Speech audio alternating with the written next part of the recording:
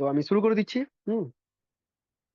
Unit, dimension, measurement, এই যে চ্যাপ্টারটা, একক, মাত্রা অ্যান্ড পরিমাপ, ঠিক আছে, তিনটে টপিক আছে এই চ্যাপ্টারের মধ্যে। তিনটেই খুব ইম্পর্টেন্ট, খুব ভালো করে বুঝতে হবে। একক, মাত্রা, পরিমাপ।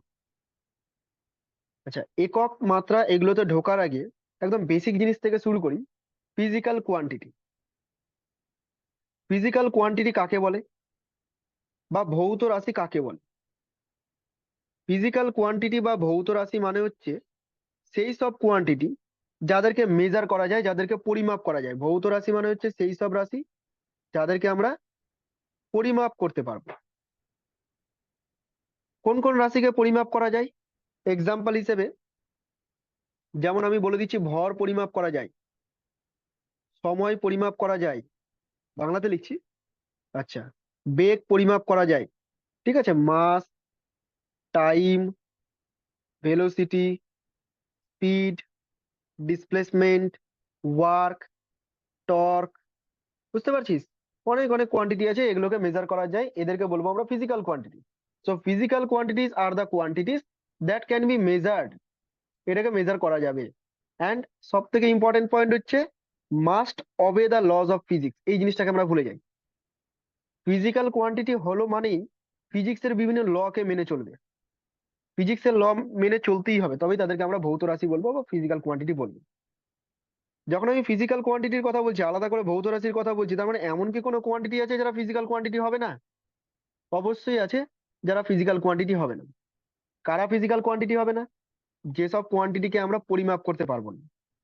কি ধরনের রাশিকে আমরা পরিমাপ করতে পারবো না? কয়েকটা এক্সাম্পল দিই।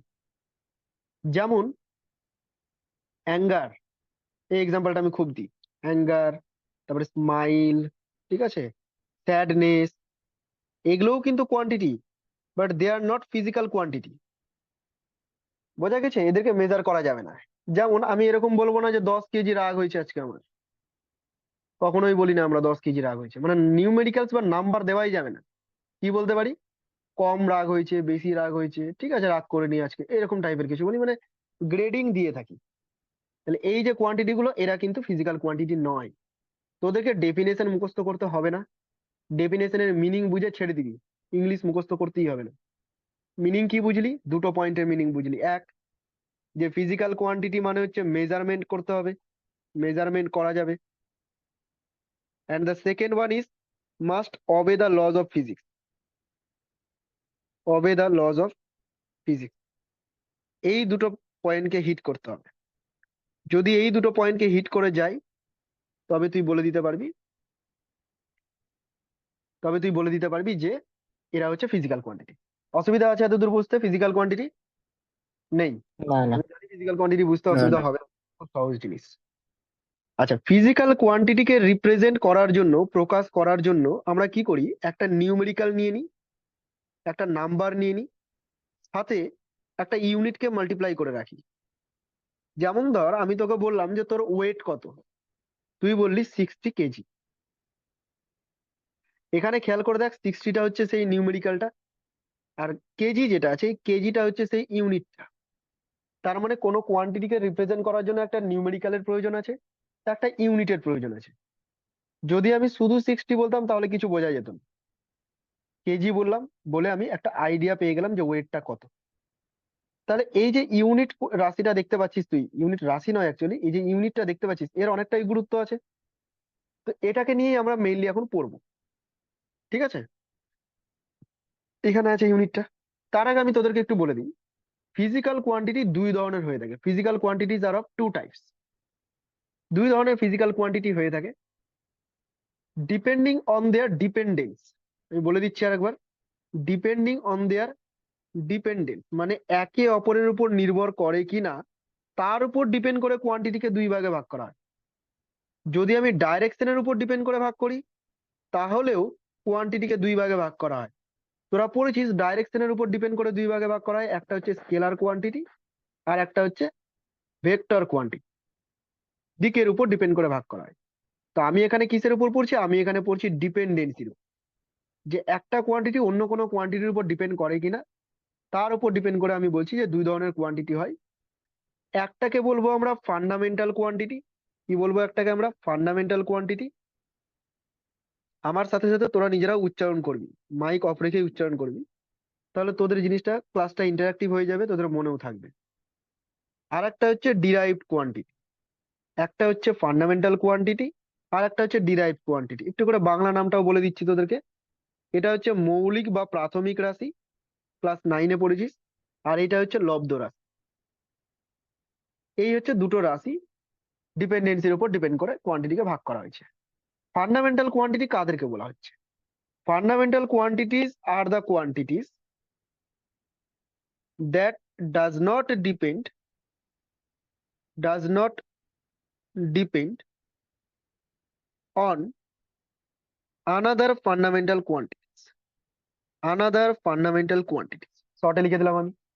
Fundamental quantities are the quantities that does not depend on another fundamental quantities. মোট কথা এই সব কোয়ান্টিটি গুলো অন্য কোনো কোয়ান্টিটির উপর ডিপেন্ড করবে না। আর ডিরাইভড কোয়ান্টিটি উল্টো, depends on fundamental quantity, depends on fundamental quantities. শর্টে আমি লিখে রাখলাম ডিপেন্ডস অন ফান্ডামেন্টাল কোয়ান্টিটিস। বেশি কিছু জানার দরকার নেই, ডেফিনেশন এক্সামে দেবে না। তাহলে কয়েকটা এক্সাম্পল দিই ফান্ডামেন্টাল কোয়ান্টিটির। ফান্ডামেন্টাল কোয়ান্টিটির এক্সাম্পল হিসেবে তুই নিতে পারিস মাসকে। মাস হচ্ছে একটা ফান্ডামেন্টাল কোয়ান্টিটি যেটা অন্য কোনো কোয়ান্টিটির উপর ডিপেন্ড করে না। যেমন মাস যদি আমি জিজ্ঞাসা করি তোর মাস কত, তুই বলবি 60 কেজি। তুই এমন বলবি না যে পূর্ব দিকে আমার 60 কেজি, তাই না? বা নিচের দিকে 60 কেজি, ওপরের দিকে 30 কেজি, এমন তো বলবি না। সুতরাং এটা অন্য কোনো কিছুর উপর ডিপেন্ড করে না। বা তুই এমনটাও বলবি না যে সকাল 10টায় 50 কেজি হয় আর সকাল 12টায় 13 কেজি হয়ে যায়, এরকম তো বলবি না। তো সুতরাং মাস অন্য কোনো কিছুর উপর ডিপেন্ড করছে না। সিমিলারলি আরো কয়েকটা কোয়ান্টিটি আছে, লাইক লেন্থ, লাইক টাইম, আরো আছে এটসেট্রা দিয়ে রাখলাম, আমি বলছি এগুলো পরে। তো এই কোয়ান্টিটি গুলো অন্য কোনো কোয়ান্টিটির উপর ডিপেন্ড করে না। ডিরাইভড কোয়ান্টিটির মধ্যে কে কে আছে? ডিরাইভড কোয়ান্টিটির মধ্যে আছে ভেলোসিটি। ভেলোসিটির যদি রাশিমালা মনে করার চেষ্টা করিস তাহলে ডিসপ্লেসমেন্ট বাই টাইম। দেখ এখানে দুটো কোয়ান্টিটির উপর ডিপেন্ড করছে, সো ভেলোসিটি একটা ডিরাইভড কোয়ান্টিটি। অ্যাক্সিলারেশন, এটা হচ্ছে একটা ডিরাইভড কোয়ান্টিটি। টর্ক, এটা একটা ডিরাইভড কোয়ান্টিটি। ঠিক আছে, ওয়ার্ক ডান, এটা একটা ডিরাইভড কোয়ান্টিটি, এটসেট্রা। মনে রাখবি এসআই সিস্টেমে টোটাল ফান্ডামেন্টাল কোয়ান্টিটিজ আছে 7টা। এই 7টা ফান্ডামেন্টাল কোয়ান্টিটির নাম আমরা মুখস্থ করব। এই 7টাকে মুখস্থ করে নিতে পারলে বাকি ফিজিক্সের যতগুলো নাম শুনবি এদেরকে বাদ দিয়ে সবগুলো হয়ে যাবে ডিরাইভড কোয়ান্টিটিস। সবগুলো হয়ে যাবে ডিরাইভড কোয়ান্টিটিস। ঠিক আছে, তাহলে 7টা ফান্ডামেন্টাল কোয়ান্টিটিস আছে এসআই সিস্টেমে, মাথায় রাখতে হবে। তার ভিতরে 3টা আমি লিখে দিয়েছি অলরেডি, বাকি 7টা নিয়ে আমি আলোচনা করছি স্টেপ বাই স্টেপ। কোয়ান্টিটি বুঝে গেছি। কোয়ান্টিটিকে রিপ্রেজেন্ট করার জন্য আমার নিউমেরিক্যালস এর সাথে ইউনিটের প্রয়োজন ছিল, তো সেই ইউনিটটাকে নিয়ে এবার একটু আমি পড়বো। What is unit? দেখ ইউনিট কি, মনে কর এই যে তুই স্ক্রিনটা দেখতে পাচ্ছিস, স্ক্রিনটার লেন্থ হচ্ছে এতটা, যতটা আমি টেনে দিলাম দাগ। এই স্ক্রিনটার লেন্থ যদি মেজার করতে হয়, তোর কাছে স্কেল টেস্কেল কিছু নাই, তুই কি করলি, তোর হাতে একটা পেন আছে, তুই পেনটাকে বসালি, একটা পেন, ওই পেনটাকে রিপিট করে দুটো পেন, তিনটা পেন, এইভাবে তুই বসিয়ে বসিয়ে পরিমাপ করবি। মনে কর 10 বার বসালি, তাহলে তুই বলবি স্ক্রিনটার লেন্থ হচ্ছে 10টা পেনের সমান। এখানে যে পেনের লেন্থটা তুই ধরছিস, এই পেনের লেন্থটাকে তুই স্ট্যান্ডার্ড একটা ভ্যালু ধরে নিচ্ছিস এবং তার উপর ডিপেন্ড করে তুই পুরো মেজারমেন্টটা করছিস। এই যে ভ্যালুটাকে স্ট্যান্ডার্ড করে দিলি, সেই ভ্যালুটাই হচ্ছে ইউনিট, প্রমাণ মান হিসেবে যেটাকে ধরে নিলি। সো ইউনিটের ডেফিনেশন যদি দিতে চাই, it is the standard amount of reference of the measurement in which the quantity is represented. বোঝা গেছে নিশ্চয়ই?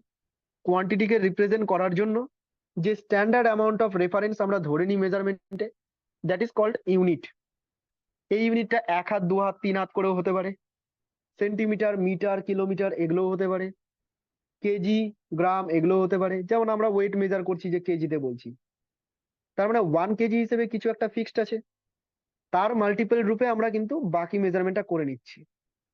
তো সেই যে ফিক্সড ভ্যালুটা, that is unit, standard amount of reference. এইটুকু মনে রাখবো, standard amount of reference, that is unit. Okay, now ইউনিটও ফিজিক্যাল কোয়ান্টিটির মতো ইউনিটও টু টাইপস হয়ে থাকে, দুটো টাইপস হয়ে থাকে ইউনিটের। কি কি? একটা হচ্ছে ফান্ডামেন্টাল ইউনিটস, ওই একই জিনিস। একটা ফান্ডামেন্টাল ইউনিট, আর একটা হচ্ছে ডিরাইভড ইউনিট। কাদেরকে বলবো ফান্ডামেন্টাল ইউনিট আর ডিরাইভড ইউনিট? ফান্ডামেন্টাল কোয়ান্টিটির ইউনিট গুলোকে বলবো ফান্ডামেন্টাল ইউনিট, আর ডিরাইভড কোয়ান্টিটির ইউনিট গুলোকে বলবো ডিরাইভড ইউনিট। যদি এক্সাম্পল চাস কয়েকটা, মাস ফান্ডামেন্টাল কোয়ান্টিটি ছিল, তার unit KG. Length fundamental quantity ছিল, তার ইউনিট মিটার। ডিরাইভড এর মধ্যে এক্সাম্পল দিই, ভেলোসিটি, ভেলোসিটির ছিল মিটার পার, অ্যাক্সিলারেশন ছিল মিটার পার সেকেন্ড, ফোর্সের ছিল নিউটন, ওয়ার্ক ডানের ছিল জুল। তো এই হচ্ছে সব এক্সাম্পল ফান্ডামেন্টাল ইউনিট এবং ডিরাইভড ইউনিটের। সমস্যা নেই আশা করছি। ইউনিট পর্যন্ত কোনো সমস্যা আছে কারো বলতে পারিস? না না না না না, ঠিক আছে। আমার ফ্লো ধরতে পারছিস সবাই? হ্যাঁ হ্যাঁ হ্যাঁ। ওকে, এবার আমরা পড়বো সিস্টেম অফ ইউনিটস, মানে হচ্ছে এককের পদ্ধতি। কতগুলো এককের পদ্ধতি আছে? ছোটবেলা থেকে আমরা দুটো এককের পদ্ধতি পড়ে আসি, একটা হচ্ছে সিজিএস সিস্টেম আর একটা হচ্ছে এসআই সিস্টেম। এই দুটো আমরা পড়ে আসি। আমি এখানে চারটা একক পদ্ধতির নাম বলে দিচ্ছি, তোদের জেনে রাখা দরকার। সিজিএস সিস্টেম, যেটা সবাই জানিস। FPS system, foot pound second. MKS system, and the last one is SI system. ভয় পাবি না নামগুলো দেখে, মুখস্থ করতে হবে না তোকে, এই সিজিএস আর এসআই নিয়েই চলতে হবে। সবগুলোই বলে রাখছি, জেনে রাখাটা ভালো। সিজিএস সিস্টেম হচ্ছে লেন্থ কে মেজার করব সেন্টিমিটারে, মাস কে মেজার করব গ্রাম ইউনিটে, এবং টাইম কে মেজার করব সেকেন্ড ইউনিটে। যে সিস্টেমে এই ধরনের ইউনিট ইউজ করব সেই সিস্টেমটাকে বলা হবে সিজিএস সিস্টেম, সিজিএস। এফপিএস সিস্টেমটা কি? এফপিএস সিস্টেম হচ্ছে একটা ব্রিটিশ পদ্ধতি, ব্রিটিশরা এই পদ্ধতি চালু করেছিল। তো দাগ হচ্ছে না, দাঁড়া। যাই হোক, টেরা বাঁকা হয়ে যাচ্ছে, একটু বুঝে নেওয়া তোরা কষ্ট করে। এফপিএস সিস্টেমে লেন্থের ইউনিট হচ্ছে foot, foot, feet, singular plural form আছে আর কি, ঠিক আছে। মাসের ইউনিটটা হচ্ছে পাউন্ড, আর টাইমের এককটা হচ্ছে সেকেন্ড। মনে রাখবি, সেকেন্ডকে আমরা এসিসি সেকেন্ড হিসেবে লিখবো না। অনেকেই লিখবে এটা, অনেক টিচারও ইউজ করবে, তবে ইউনিট লেখার একটা নিয়ম আছে। নর্মালি ইউনিট সেকেন্ডের এস লেখা হয়। যেমন নিউটন যদি লিখতে হয়, তুই হয় ক্যাপিটাল এন লিখবি, আর না হলে বানান করে স্মল লেটারে লিখবি, তবেই নিউটন হবে। তুই ক্যাপিটাল এন আর এরকম যদি দিয়ে দিস, সেটা নাম হয়ে গেল, এটা ইউনিট হলো না। তো সুতরাং ইউনিট লেখার একটা নিয়ম আছে, তোরা সেকেন্ড যখন ইউজ করবি অবশ্যই এস ইউজ করবি, এই ভুলটা করবি না। পাউন্ড হচ্ছে মাসের ইউনিট। পাউন্ড কথাটা অনেকে ইউজ করে কেকের সময়, হাফ পাউন্ড কেক, ফুল পাউন্ড কেক, তাছাড়া আর কোনো জায়গায় ইউজ করি না। আর ফুটটাকে সাধারণত লেন্থের ক্ষেত্রে আমরা ইউজ করে থাকি, হাইটের ক্ষেত্রে। এমকে সিস্টেম হচ্ছে লেন্থ কে মেজার করব মিটার ইউনিটে, মাস কে মেজার করব কেজি ইউনিটে, টাইম কে মেজার করব সেকেন্ড ইউনিটে। খেয়াল করে দেখ, টাইমের কোনো চেঞ্জ নেই, ঠিক আছে। টাইম সর্বে সর্বা, সব জায়গায় এক। তো এটা হলো এমকে সিস্টেম। তোরা বলবি কেন, আমি তো এগুলো এসআই সিস্টেমে পড়েছিলাম, এমকেএস হয়ে গেল কেন? দেখ, প্রথম দিকে ফান্ডামেন্টাল কোয়ান্টিটি হিসেবে তিনটেই ছিল, লেন্থ, মাস আর টাইম। পরবর্তীকালে আরো কয়েকটা ফান্ডামেন্টাল কোয়ান্টিটি আসলো, দিয়ে টোটাল 7টা ফান্ডামেন্টাল কোয়ান্টিটি হলো। এবার ওদেরও তো কিছু ইউনিট আছে, তো এই এমকে সিস্টেমের ইউনিট গুলোর সাথে ওই বাকি ইউনিট গুলোকে জুড়ে দিয়ে তৈরি করা হলো এসআই সিস্টেম। অ্যাকচুয়ালি এসআই সিস্টেমেও এগুলোই থাকবে, এমজি, কেজি, এস, এগুলোই থাকবে। সাথে আরো কয়েকটা ফান্ডামেন্টাল কোয়ান্টিটি আসবে যাদের ইউনিট আমাকে লিখতে হবে। আমি সেটা এই পেজে লিখছি না, পরের পেজে গিয়ে লিখছি। তাহলে এককের পদ্ধতিটা বুঝতে পারলি, টোটাল 4টা একক পদ্ধতি আমরা পড়লাম, সিজিএস, এফপিএস, এমকেএস, এসআই। মুখস্থ করার কোনো প্রয়োজন নাই, তোদের এমনি মনে আছে এগুলো। নেক্সট আমরা এই এসআই সিস্টেমটাকে নিয়ে একটু পড়বো ভালো করে। এসআই এর ফুল ফর্ম হচ্ছে ইন্টারন্যাশনাল সিস্টেম। যদিও এস আগে আই পরে, তবুও ফুল ফর্মটা হচ্ছে এইরকম। যেমন এমবিবিএস এর ফুল ফর্ম দেখবি তোরা উল্টো পাল্টা আছে। এমবিবিএস ডক্টরই তো হতে চাস, এমবিবিএস এর ফুল ফর্মটা দেখবি, ফুল ফর্মের সাথে এই শর্ট টার্মের কোনো মিলই নেই। তো যাই হোক, এই ইন্টারন্যাশনাল যে সিস্টেম, এখানে ফান্ডামেন্টাল কোয়ান্টিটিজ আছে কটা বললাম? 7টা। আমি এখানে ফান্ডামেন্টাল কোয়ান্টিটিজ গুলোর নাম লিখবো, আর এখানে তাদের ইউনিট লিখবো। এই ফান্ডামেন্টাল কোয়ান্টিটিজ গুলো মুখস্থ করে নিতে হবে। আশা করছি কারো কারো মুখস্থ আছে এটা, যারা হয়তো আগে পড়েছিস একটু, বা ক্লাস 11 ভালো করে পড়েছিস। প্রথমেই হচ্ছে মাস, একে ভোলা যাবে না। Next is length, third one is time. এই তিনটা তো সবার মুখস্থ। তারপরে আশেপাশে ঘরের মধ্যেই তাকাবি, সব রাশিমালা ঘরের মধ্যেই পেয়ে যাবি তুই। ইলেকট্রিক কারেন্ট, ঘরে আছে ইলেকট্রিক কারেন্ট। তারপরে তুই পাবি ইলেকট্রিক কারেন্টের পর পাবি তুই হচ্ছে টেম্পারেচার, টেম্পারেচার পেয়ে যাচ্ছিস। নেক্সট তুই পাবি amount of substance, amount of substance, পদার্থের পরিমাণ। And the last one is Luminous intensity. নামটা একটু আজব টাইপের, অ্যাকচুয়ালি ব্রাইটনেস বা তীব্রতাকে মেজার করে, লাইটের যে তীব্রতা। তাহলে এইগুলো কিন্তু ঘরের মধ্যেই সব আছে, electric current, temperature, amount of substance, luminous intensity. ভুলে গেলে একটু ঘরের দিকে তাকাবি, খুঁজে পেয়ে যাবি যে কি কি রাশিমালা আছে। ঠিক আছে, তো আমি ইউনিট গুলোকে এবার বলছি। মাসের ইউনিট, এসআই সিস্টেমে যদি বলি, জানি সবাই জানিস তোরা। লেন্থের ইউনিট জানিস এটাও। টাইমের ইউনিট এটাও জানিস। ইলেকট্রিক কারেন্টের এসআই ইউনিট কি? ইলেকট্রিক কারেন্টের এসআই ইউনিট হচ্ছে অ্যাম্পিয়ার। টেম্পারেচারের এসআই ইউনিট কি? কেলভিন। ডিগ্রি সেলসিয়াস আছে, ডিগ্রি ফারেনহাইট আছে, ঠিক আছে। তো আমরা এখানে কেলভিনটাকে এসআই সিস্টেমে নিয়ে নিয়েছি, ইন্টারন্যাশনাল সিস্টেমে নিয়ে নিয়েছি, যাতে কোনো সমস্যা না হয়। অ্যামাউন্ট অফ সাবস্টেন্স মানে পদার্থের পরিমাণ, কেমিস্ট্রিতে আমরা খুব ইউজ করি এটাকে মোল। দেখ মোল বানান কিন্তু MOLE, বাট ইউনিট হিসেবে শুধু MOL। লুমিনাস ইন্টেন্সিটি বা লাইটের যে তীব্রতা, এটাকে মেজার করা হয় ক্যান্ডেলা একক, CD। এগুলো এখনই মুখস্থ করে নে, আমার সাথে সাথে তোরা বলতে থাক।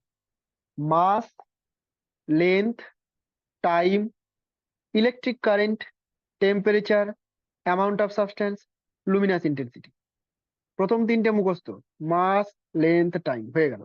বাকিগুলো ভুলে গেছি, ঘরে তাকাচ্ছিস, কারেন্ট দেখতে পেয়েছিস, তার মানে ইলেকট্রিক কারেন্ট একটা, হিট টেম্পারেচার একটা, অ্যামাউন্ট অফ সাবস্টেন্স পদার্থের পরিমাণ একটা, আর লাইটের ব্রাইটনেস পেয়ে গেছিস, লুমিনাস ইন্টেন্সিটি। এই সাতটা হচ্ছে ফান্ডামেন্টাল কোয়ান্টিটিস। এদেরকে বাদ দিয়ে বাকি যতগুলো কোয়ান্টিটিস আছে, অল আর ডিরাইভড কোয়ান্টিটিস। আশা করি ক্লিয়ার এতদূর পর্যন্ত। হ্যাঁ পরে হ্যাঁ। আমি আবার এগুলো রিক্যাপ করে দেবো, অসুবিধা নেই। আচ্ছা, এরপরে ইউনিট লেস কোয়ান্টিটি বা ডাইমেনশন লেস কোয়ান্টিটি। ডাইমেনশন যদি এখনো পড়িনি আমি, তবে মাত্রা সম্পর্কে তোদের আইডিয়া হয়ে গেছে, তোরা জানিস মা। ইউনিট লেস কোয়ান্টিটি বা ডাইমেনশন লেস কোয়ান্টিটি কাদেরকে বলে? ইউনিট লেস কোয়ান্টিটি বা ডাইমেনশন লেস কোয়ান্টিটি তাদেরকেই বলে যেসব কোয়ান্টিটি গুলো same kind of quantity ratio, বুঝলাম না, same kind of ratio of, same kind of quantity, ratio of same kind of quantity. Suppose তোকে আমি বলছি আপেক্ষিক গুরুত্ব, নাম শুনেছিস কিনা জানি না, ক্লাস 9-এও ছিল, ক্লাস 11-এর ফিজিক্সেও আছে। আপেক্ষিক গুরুত্ব, আপেক্ষিক গুরুত্বের একটা রাশিমালা ছিল, যদি মনে পড়ে তোদের, যে পদার্থের ঘনত্ব উপরে লিখতে হয় আর নিচে লিখতে হয় 4 ডিগ্রি সেলসিয়াস উষ্ণতায় জলের ঘনত্ব। এইভাবে আমরা কোনো পদার্থের আপেক্ষিক গুরুত্বকে মেজার করি। খেয়াল করে দেখবি এখানে ওপরেও ঘনত্ব আছে, নিচেও ঘনত্ব আছে, তো দুটো সেম কাইন্ড অফ কোয়ান্টিটি হয়ে গেল। যদি এদের রেশিও করি তাহলে এদের কিন্তু কোনো ইউনিট পাওয়া যাবে না, ওপরে ইউনিট নিচে ইউনিট ক্যান্সেল আউট। সো আপেক্ষিক গুরুত্ব হলো একটা ইউনিট লেস কোয়ান্টিটি। তো এইরকম যে ধরনের কোয়ান্টিটি গুলো same same kind of quantity ratio, তাদেরকে আমরা আপেক্ষিক গুরুত্ব, তাদেরকে আমরা ইউনিটলেস কোয়ান্টিটি বলবো। আরো এক্সাম্পল দেওয়া যেতে পারে, বিকৃতি একটা এক্সাম্পল হবে, বিকৃতি, ট্রেন। আর কি হতে পারে, আহ ভুলে গেলাম, আণবিক ভর হতে পারে। আণবিক ভরের কিন্তু কোনো একক নেই, ঠিক আছে, আণবিক ভরের কোনো একক নেই। ওটা আমরা যেটা একক বলে থাকি, যে সালফারের 32 এরকম কিছু বলে থাকি, ঠিক আছে, ওটা আমরা কি করে থাকি, আণবিক ভরের সমান ওজনটাকে নিয়ে থাকি। তো যাই হোক, আণবিক ভরের কোনো একক নেই। তো এগুলো হচ্ছে ইউনিটলেস কোয়ান্টিটি। এবার দুটো কোয়ান্টিটি আছে, টু কোয়ান্টিটিস আছে যারা ব্যতিক্রম, এক্সেপশন। কেমন এক্সেপশন? যে এরা সেম কাইন্ড অফ কোয়ান্টিটি হওয়া সত্ত্বেও এদের একক আছে। কেমিস্ট্রিতে যেমন ব্যতিক্রমী ব্যতিক্রম, ফিজিক্সে অতটাও নেই, তবে এই দুটো ব্যতিক্রম আছে, যে দুটোকে আমাকে মনে মুখস্থ করে নিতে হবে। একটা হচ্ছে অ্যাঙ্গেল, প্রথমটা হচ্ছে অ্যাঙ্গেল, এবং সেকেন্ডটা হচ্ছে সলিড অ্যাঙ্গেল। নেক্সট পেজে আছে তাই আমি লিখে রাখলাম। সেকেন্ডটা হচ্ছে সলিড অ্যাঙ্গেল, প্রথমটা হচ্ছে অ্যাঙ্গেল আর সেকেন্ডটা হচ্ছে সলিড অ্যাঙ্গেল। অ্যাঙ্গেলটা তোদের আইডিয়া আছে, কোণ বলে থাকি আমরা এটাকে। দুটো সরল রেখা, এই যে দুটো সরল রেখা দেখতে পাচ্ছিস, এরা যখন কোনো একটা পার্টিকুলার পয়েন্টে টাচ করবে, যে জিওমেট্রিক্যাল শেপটা তৈরি হয় তাকে আমরা কোণ বলি। এবং এটাকে পরিমাপ করে থাকি ডিগ্রি এককে বা রেডিয়ান এককে। যদি এটা 45 ডিগ্রি হয়, আর রেডিয়ান এককে মেজার করতে গেলে কত হবে রে? 5/4 রেডিয়ান হবে। বেসিক ম্যাথমেটিক্স এর দরকার আছে। তো যাই হোক, অ্যাঙ্গেল, এটা কিন্তু অ্যাঙ্গেলকে যখন আমরা লিখবো, মনে করো আমি থিটা বের করছি, তো আমি এরকম ভাবে লিখবো অ্যাঙ্গেলকে, যে বৃত্তচাপ বাই ব্যাসার্ধ। মনে পড়ছে? অ্যাঙ্গেল মানে হচ্ছে বৃত্তচাপ ডিভাইডেড বাই ব্যাসার্ধ। সেই ছোটবেলায় পড়েছিস। ছোটবেলা কোথায়, 1 বছর আগেই তো, ক্লাস 10-এ। যদি এটা একটা বৃত্তের অংশ হয়, হ্যাঁ, এরকম একটা বৃত্তের পার্ট হয়, কিছু স্যার বলছিস? শুনতে পাচ্ছেন? হ্যাঁ, বলছি ওই মাঝখানে হচ্ছে আপনি যখন বলছিলেন না যে এই আপেক্ষিক গুরুত্ব মানে পদার্থের ঘনত্ব বা এই 4 ডিগ্রিতে জলের ঘনত্ব, এই যে মানে দুটো ঘনত্ব কেন লেখা হয় বা এই যে পোর্শনটা বলছিলেন না, মাঝখানে আমার হুম। নেটওয়ার্ক চলে গেছে, আমি কিছু শুনতেই পাইনি। এই সবে হচ্ছে আমার মানে ক্লিয়ার হচ্ছে, ভয়েসটাও এসছে আর স্ক্রিনটা দেখতে পাচ্ছি। একটু যদি কিছু বলে ইম্পর্টেন্ট দিচ্ছি আর একবার একটু শুনে মানে নে। বলে দিলে। বলেছিলাম যে আপেক্ষিক গুরুত্ব যে রাশিমালাটা, তার রাশিমালা হচ্ছে পদার্থের ঘনত্ব বা 4 ডিগ্রি উষ্ণতায় জলের ঘনত্ব। অর্থাৎ ওপর আর নিচে দুটো রাশি ঘনত্বের অনুপাত। তো যেহেতু ঘনত্বের অনুপাত, দুটোই ঘনত্বের অনুপাত আছে, এর কোনো ইউনিট থাকবে না, ইউনিটটা ক্যান্সেল আউট হয়ে যাবে। এদেরকে বলবো আমরা ইউনিটলেস কোয়ান্টিটি। কিন্তু কিছু কোয়ান্টিটি আছে, মাত্র দুটো কোয়ান্টিটি আছে, যে দুটো কোয়ান্টিটি এইরকম same kind of quantity ratio, তবুও তাদের ইউনিট আছে। তো সে তাদের মধ্যে একটাকে বললাম আমি অ্যাঙ্গেল, আর একটাকে বললাম আমি সলিড অ্যাঙ্গেল। নেক্সট পেজে এটাকে বললাম সলিড অ্যাঙ্গেল। অ্যাঙ্গেলটা সম্পর্কে আমাদের আইডিয়া আছে, যাকে আমরা বলে থাকি কোণ। এটাকে মেজার করি বৃত্তচাপ বাই ব্যাসার্ধ দিয়ে। যদি এটা একটা বৃত্তের অংশ হয় এইরকম, তাহলে এই রেড কালারটাকে বলি আমরা বৃত্তচাপ এবং তার দৈর্ঘ্যকে এস বলছি। আর এই যে ব্লু কালারটা দেখতে পাচ্ছিস, এটা হচ্ছে সেই বৃত্তের ব্যাসার্ধ। আর এই পয়েন্টটা হচ্ছে তার সেন্টার। ঠিক আছে? তো এখানে কোণটাকে মেজার করার জন্য আমরা বৃত্তচাপ বাই ব্যাসার্ধ করব। খেয়াল করে দেখ, বৃত্তচাপের একটা একক আছে মিটার, আর ব্যাসার্ধের একটা একক আছে meter. So meter meter cancel out হয়ে যাচ্ছে, কোনো একক থাকার কথা নয়। তবুও এর ইউনিট আমরা ধরে নিয়েছি এসআই সিস্টেমে। সেই ইউনিটটা হচ্ছে রেডিয়ান, RAD, রেডিয়ান। ঠিক আছে, ডিগ্রিটাও ইউজ করি, তবে এসআই সিস্টেমে রেডিয়ান। তো এই যে আমরা ইউনিটটা ইউজ করে নিলাম রেডিয়ান, দুটো সেম কাইন্ড অফ কোয়ান্টিটি হওয়া সত্ত্বেও এই এক্সেপশনটা হচ্ছে অ্যাঙ্গেল একটা কোয়ান্টিটি। আর এই ধরনের কোয়ান্টিটিকে নাম দেওয়া হয়েছে সাপ্লিমেন্টারি কোয়ান্টিটি। ঠিক আছে? বা বলা হয়েছে এটাকে পরিপূরক একক, সাপ্লিমেন্টারি কোয়ান্টিটিস অর পরিপূরক একক। বুঝতে পেরে গেছিস নিশ্চয়ই? নেক্সট যে হ্যাঁ টার্মটা স্যার, আছে, বুঝতে পেরেছি। Solid angle. এই সলিড অ্যাঙ্গেলটা সম্পর্কে তোরা আগে থেকে জানিস না, এর বাংলা নাম হলো ঘনকোণ। তুই এরকম মনে রাখবি যে কোণ তো 2 ডাইমেনশনাল হয়, একটা প্লেনের মধ্যেই সীমাবদ্ধ, কিন্তু ঘনকোণটা 3 ডাইমেনশনাল, মানে একটা স্পেস নিয়ে থাকে। যেমন মনে কর আমি এখানে একটা স্পেয়ার দেখিয়েছি, this is not a circle, it is a spare. Spare means football মনে কর। তো সেই ফুটবলের উপরে আমি কোনো একটা সারফেস নিয়ে নিচ্ছি, একটুখানি এতটুকু আমি সারফেস ইমাজিন করে নিচ্ছি, এইটুকু সারফেস। এই সারফেসটা এই ফুটবলটার সেন্টারে একটা কোন টাইপের ছাপ তৈরি করবে। ঠিক আছে, এখানে আমি ছবিটা আঁকতে অত ভালো মতো পারবো না হয়তো, তো তোরা মোটামুটি বুঝে নেওয়ার চেষ্টা কর। এরকম একটা ছাপ টাইপের তৈরি করবে, মানে এই পুরো সারফেসটা এখানে যে ঘিরে দিচ্ছে, এটা কিন্তু অনেকটা 3 ডাইমেনশনাল কোণের মতো লাগছে দেখতে। ঠোঙা হোক বা কোনো শঙ্কু হোক, যাই হোক না কেন, যেমন এখানে খুব ভালো করে দেওয়া আছে দেখ, এই সারফেসটা এখানে একটা 3 ডাইমেনশনাল শেপ তৈরি করবে। এবার 3 ডাইমেনশনাল শেপটা আমি আঁকতে পারছি না 2 ডাইমেনশনাল বডিতে, তুই জাস্ট ইমাজিন করে নে। তো এইটাকে বলছি আমরা সলিড অ্যাঙ্গেল। এবং এটাকে মেজার করার জন্য আমরা প্রকাশ করি ওমেগা দিয়ে। কি দিয়ে প্রকাশ করি আমরা? ওমেগা দিয়ে। ওমেগা ইজ ইকুয়াল টু ক্ষেত্রফল বাই ব্যাসার্ধের স্কোয়ার। এই যে এরিয়াটা, এই এরিয়াটার ক্ষেত্রফল, এই এরিয়াটা যদি এ হয় এবং ব্যাসার্ধ যদি আর হয়, তাহলে ওমেগাটাকে আমরা লিখতে পারবো ক্ষেত্রফল বাই ব্যাসার্ধ, ব্যাসার্ধের স্কোয়ার। এটাকে বলছি আমরা ঘনকোণ। এখানে খেয়াল করবি, ওপরে ক্ষেত্রফল আছে মানে ইউনিট যদি লিখি মিটার স্কোয়ার লিখবো, নিচে ব্যাসার্ধের স্কোয়ার আছে মানে মিটার স্কোয়ার লিখবো। হওয়ার কথা ক্যান্সেল আউট, বাট তবুও এর একটা একক আমরা ধরে নিয়েছি, এবং সেই এককটা হচ্ছে স্টে রেডিয়ান। এককটা কি? এককটা হচ্ছে স্টে রেডিয়ান, এবং একে সংক্ষেপে প্রকাশ করা হয় এসআর লিখে। এসআর লিখে একে সংক্ষেপে প্রকাশ করা হয়। তাহলে দুটো সাপ্লিমেন্টারি কোয়ান্টিটিস পড়লাম আমরা, একটা অ্যাঙ্গেল আর একটা সলিড অ্যাঙ্গেল। বেশি এক্সেপশন নেই ফিজিক্সে, এই দুটোই এক্সেপশন। ওকে, তাহলে কোয়ান্টিটি সম্পর্কে বললাম, ইউনিট সম্পর্কে বললাম। আমরা এসআই এবং সিজিএস ইউনিট ছাড়াও কিছু প্র্যাকটিক্যাল ইউনিটস নিয়ে পড়বো।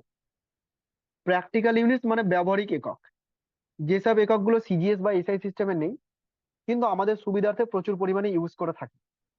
যেমন খুব বেশি ভর পরিমাপ করার জন্য আমাকে টন, মেট্রিক টন এই কথাগুলো ইউজ করতে হয়, তাই না? কোনো বড় ভারী একটা বস্তাকে যদি মেজার করতে হয় তাহলে মেট্রিক টনে বলবো।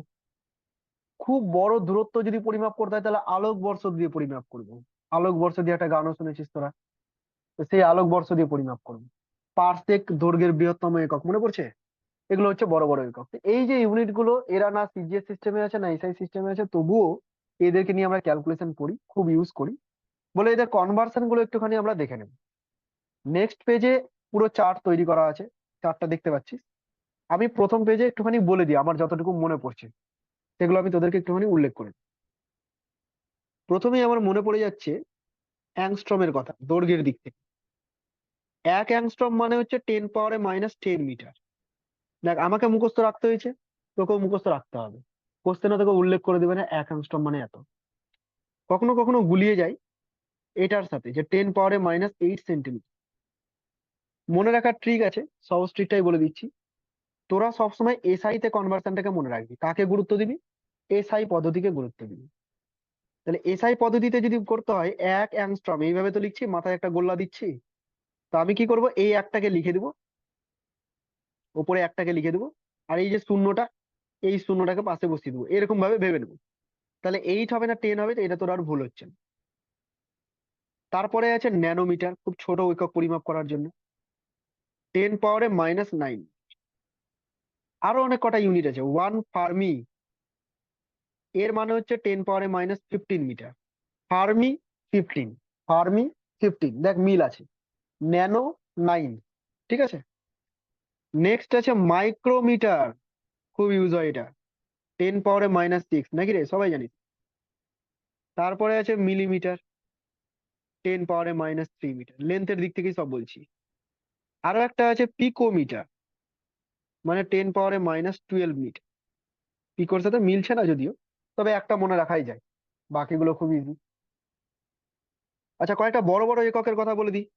বড় বড় ইউনিট যদি নিই, যেমন ধরে নে, আমি একটা ইউনিট নিচ্ছি, বড় ইউনিট, সেটা হচ্ছে 1 অ্যাস্ট্রোনমিক্যাল ইউনিট। অ্যাস্ট্রোনমিক্যাল ইউনিট দৈর্ঘ্যের বড় একক। এইটা হচ্ছে, এই যে ডিস্টেন্সটা, এই ডিস্টেন্সটা হচ্ছে the distance between between sun and earth. Sun and earth মানে সূর্য আর পৃথিবীর মধ্যে যে গড় দূরত্বটা, সেটাকে বলা হয় 1 অ্যাস্ট্রোনমিক্যাল ইউনিট। ঠিক আছে, এর একটা ভ্যালু আছে। তারপরে আছে 1 লাইট ইয়ার। ভালো করে শুনেন, লাইট ইয়ার কি বা আলোকবর্ষ কি? আলোকবর্ষ মানে হচ্ছে আলো 1 বছরে যতটা দূরত্ব যায়। 1 বছরে, 1 সেকেন্ডে বলিনি, 1 সেকেন্ডে লাইট যায় 3 × 10⁸ মিটার। 1 সেকেন্ডে যায়, তাহলে 1 ঘন্টায় যায় কত? ইন্টু 3600, তাই না? 3600 সেকেন্ড। একদিনে কতটা যায়? ইন্টু 24। 1 বছরে কতটা যায়? ইন্টু 365। বিশাল বড় একটা নাম্বার পেয়ে, ঠিক আছে? এত বড় নাম্বার যে তুই ইমাজিন করতে পারবি না। তো 1 বছরে লাইট যে ডিস্টেন্সে যাচ্ছে সেটাকে বলছি আমরা 1 লাইট ইয়ার। ওকে, তারপরে আছে 1 পারসেক। দৈর্ঘ্যের সব থেকে বড় একক হচ্ছে পারসেক। 1 পারসেক মানে হচ্ছে 3.26 লাইট ইয়ার। লাইট ইয়ারই বিশাল বড়, আবার পারসেক তো আরোই বড়। তো এগুলো আমি কি লিখলাম? এগুলো আমি সব লিখলাম হচ্ছে দৈর্ঘ্যের ইউনিট গুলো। মোটামুটি দৈর্ঘ্যের ইউনিট যেগুলো কাজে লাগবে সেগুলো সব আমি তোকে লিখে দিলাম, ঠিক আছে? আচ্ছা, ছোট করে দিলাম। এরপরে আমি কয়েকটা বলে দিই ভরের ইউনিট। যেমন ধর, ভরের ইউনিটের মধ্যে একটা বলতে পারি মেট্রিক টন, বড় একক। 1 মেট্রিক টন, 1 মেট্রিক টন মানে হচ্ছে 10⁻⁶ KG. Sorry sorry sorry 10³ KG, 1000 KG. 1 metric ton মানে হচ্ছে 1000 কেজি। 1 কেজি মানে তো 1000 গ্রাম, সবাই জানিস। আচ্ছা, যদি তোকে বলে 1 টন মানে কত, ঘাবড়াবি না। মেট্রিক টন আর টন দুটো একই কথা, ঠিক আছে, শর্টে টন বলা হয়, কিন্তু বর্তমানে এমন ভাবে উচ্চারণ করে সবাই যেন আলাদা আলাদা কিছু, একই জিনিস। ছোট মাস হিসেবে আমরা ইউজ করি অ্যাটমিক মাস ইউনিট। এর বাংলা অর্থ ছিল পারমাণবিক ভর একক। ফিজিক্যাল সায়েন্সে, কেমিস্ট্রিতে পড়েছিস তোরা এগুলো, পারমাণবিক ভর একক। মনে পড়ছে না? ওই যে রে করেছিলি দেখ, যে একটা কার্বন 12 পরমাণুর 1/12 অংশের তুলনায় কত গুণ ভারী, কত গুণ, ওই সব জিনিসগুলো। তো 1 AMU মানে হচ্ছে 1.6605 ইন্টু 10⁻⁻23 কেজি। ঠিক আছে, এই ছোট ছোট ইউনিট গুলো আমাদের মনে রাখার দরকার আছে। তো এই যে কটা আমার মনে পড়লো মোটামুটি আমি তোদেরকে বলে দিলাম। এবার চার্টে চলে যাই, চার্টে আরো কয়েকটা এক্সট্রা পেয়ে যাবি, সেগুলো আমরা মনে করবো। সবগুলোর কিন্তু কনভার্সন মনে রাখতেই হবে, কিছু করার নেই, মুখস্থ করতেই হবে। এতদূর ক্লিয়ার হয়েছে সবার? হ্যাঁ হ্যাঁ দাদা। হ্যাঁ হ্যাঁ হয়েছে। ওকে, সবাই রেসপন্স করছিস না? শুনতে পাচ্ছিস তো সবাই? হ্যাঁ পাচ্ছি শুনতে পাচ্ছি। পাচ্ছি। পাচ্ছি। ওকে, সবাই পাচ্ছিস। আচ্ছা, এবার দেখ, এই যে চার্টটা, এই চার্টটাতে কনভার্সন গুলো দেওয়া আছে।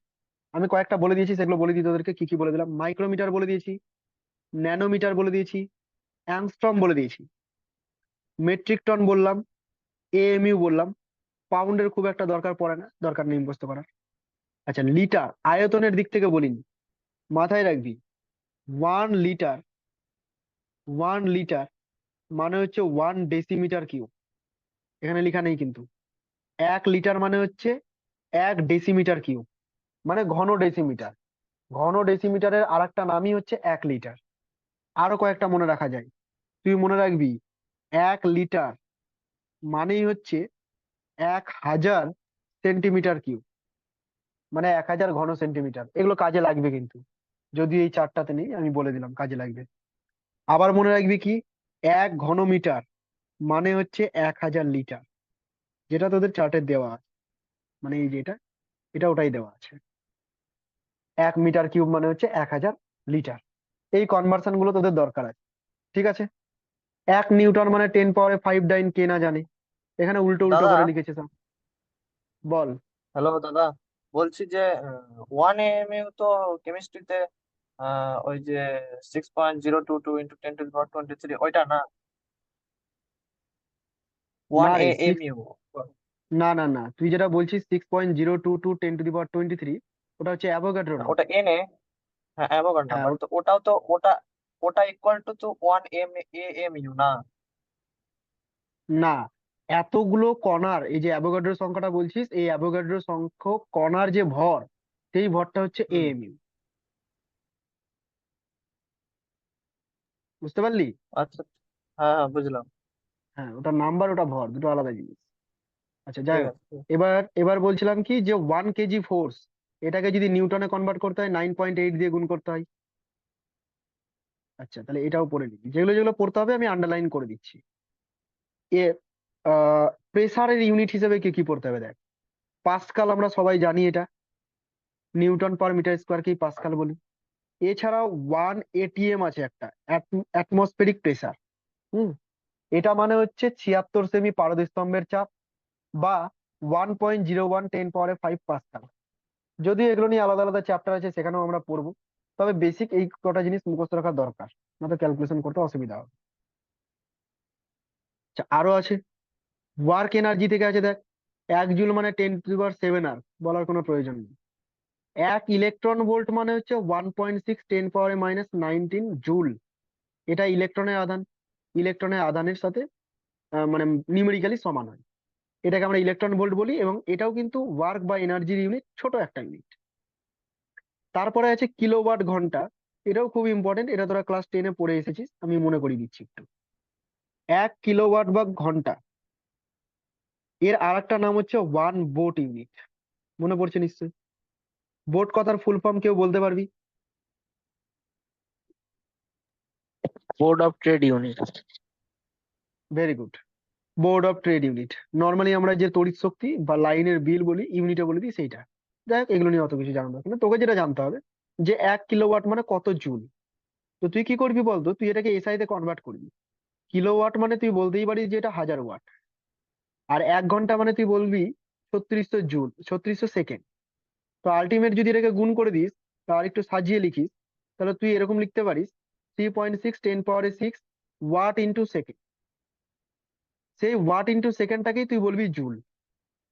তার মানে ওই 1 কিলোওয়াট ঘন্টা মানে হচ্ছে 3.6 × 10⁶ জুল। যদি কোনো সময় ভুলে গিয়ে থাকিস, মাইনাস কেন লিখেছি, যদি কখনো ভুলে গিয়ে থাকিস তো বের করে নিবি কতক্ষণই বা লাগবে বের করতে। পাওয়ারের ক্ষেত্রে তোকে মনে রাখতে হবে হর্স পাওয়ারটা, এটা সবার মুখস্থ থাকবে already. 746 watt, 1 horse power. Fermi বলে দিয়েছি। এক্স রে ইউনিটটা বলতে ভুলে গেছি, 10⁻−13। পিকো মানে ছিল 10⁻−12। আর এক্স রে মানে 10⁻−13। ঠিক আছে। অ্যাস্ট্রোনমিক্যাল বলেছিলাম, দেখ average distance between sun and earth মুখস্থ করে নিবি 1.5 ইন্টু 10⁻11। আমি 49 কে 5 বলে দিলাম রাউন্ড আপ করে।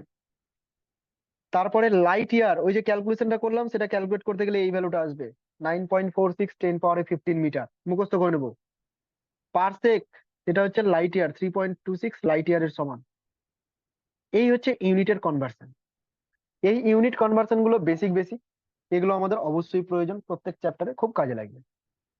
যাদের এগুলোতে সমস্যা থেকে যায় তাদের কাছে ফিজিক্সটা কঠিন হয়ে যায়।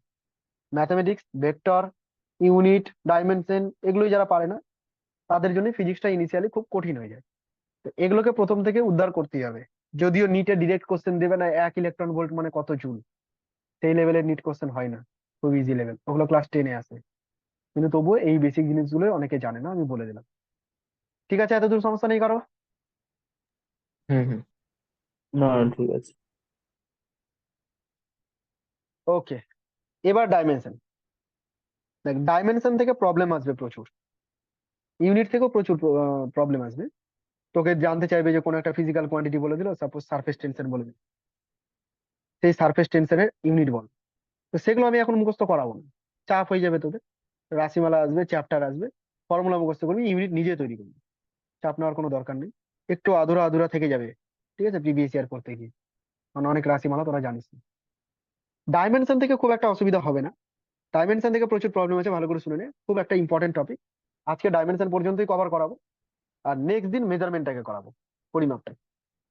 ডাইমেনশন কি দেখ, তোরা এরকম ডাইমেনশন পড়েছিস যে ফোর্সের ডাইমেনশন এরকম ভাবে লিখেছিস ছোটবেলায়, ফোর্সের ডাইমেনশন হচ্ছে MLT-2। এখানে তোরা মনে করিস যে MLT এগুলোই হচ্ছে ডাইমেনশন, এগুলো ডাইমেনশন নয়। এগুলো হচ্ছে একটা fundamental quantity. M for mass, L for length, T for time. Dimension হচ্ছে এদের পাওয়ার গুলো, এই যে M এর পাওয়ারে 1, L এর পাওয়ারে 1, T এর পাওয়ারে -2, এরা হচ্ছে ডাইমেনশন, এরা হলো মাত্রা। অর্থাৎ তুই বলবি সেই সব পাওয়ার যেগুলো ফান্ডামেন্টাল কোয়ান্টিটির পাওয়ারে থাকে, যেগুলো ফান্ডামেন্টাল কোয়ান্টিটির মাথায় থাকে, মানে ফান্ডামেন্টাল কোয়ান্টিটির উপর কোন ঘাতের সাথে সমানুপাতিক ব্যস্তানুপাতিক, সেই নাম্বার গুলোকে বলছি আমরা ডাইমেনশন। দেখ ডেফিনেশন দেখলে ভালো মতো বুঝতে পারবি। Dimension of any physical quantity are those power, to which the fundamental, parliamentary হয়ে গেছে, এটা fundamental. To which the fundamental, sorry, to which the fundamental quantities are raised to express that quantity. মুখস্থ করতে হবে না, শুধু বুঝতে হবে। বুঝে গেছিস নিশ্চয়ই যে ফান্ডামেন্টাল কোয়ান্টিটির উপরে কোন পাওয়ারের সাথে সমানুপাতিক, সেটাকে আমরা ডাইমেনশন বলছি। আচ্ছা, যদি আমি শুধু এইভাবে লিখি তাহলে সেটাকে বলবো 1 1 - 2, এগুলোকে যখন বলবো এগুলোকে ডাইমেনশন বলবো। কিন্তু যদি আমি এরকম থার্ড ব্র্যাকেটের মধ্যে লিখি তাহলে তাকে বলবো আমি ডাইমেনশনাল ফর্মুলা। কি বলবো তাকে আমরা? Dimensional formula.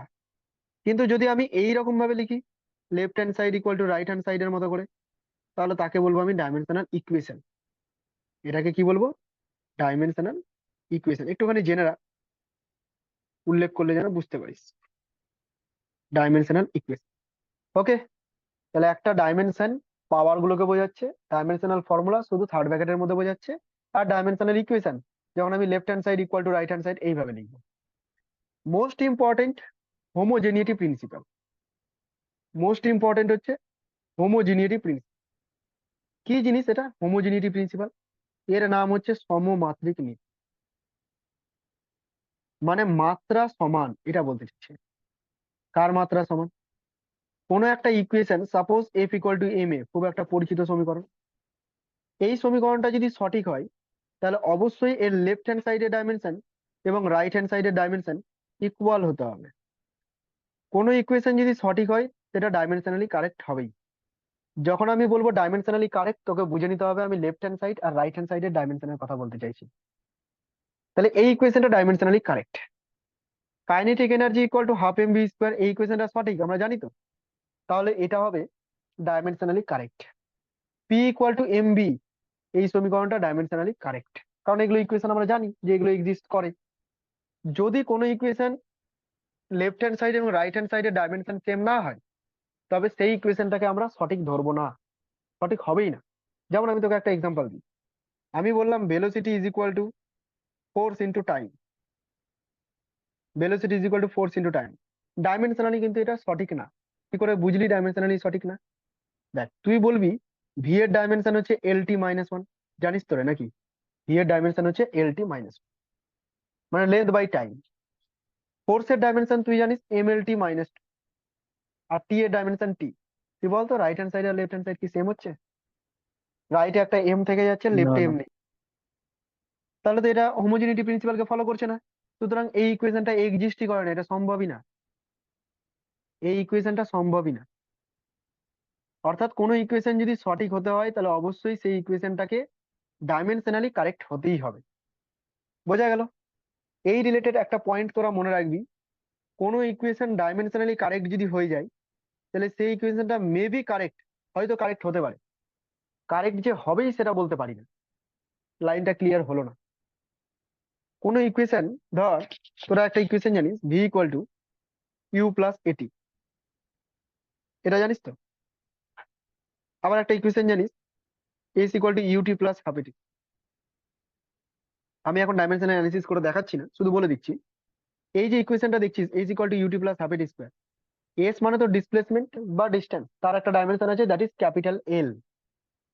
ইউটি এটাকে যখন তুই ক্যালকুলেট করবি এটা পাবি capital L, half A T square কে ক্যালকুলেট করবি পাবি ক্যাপিটাল এল।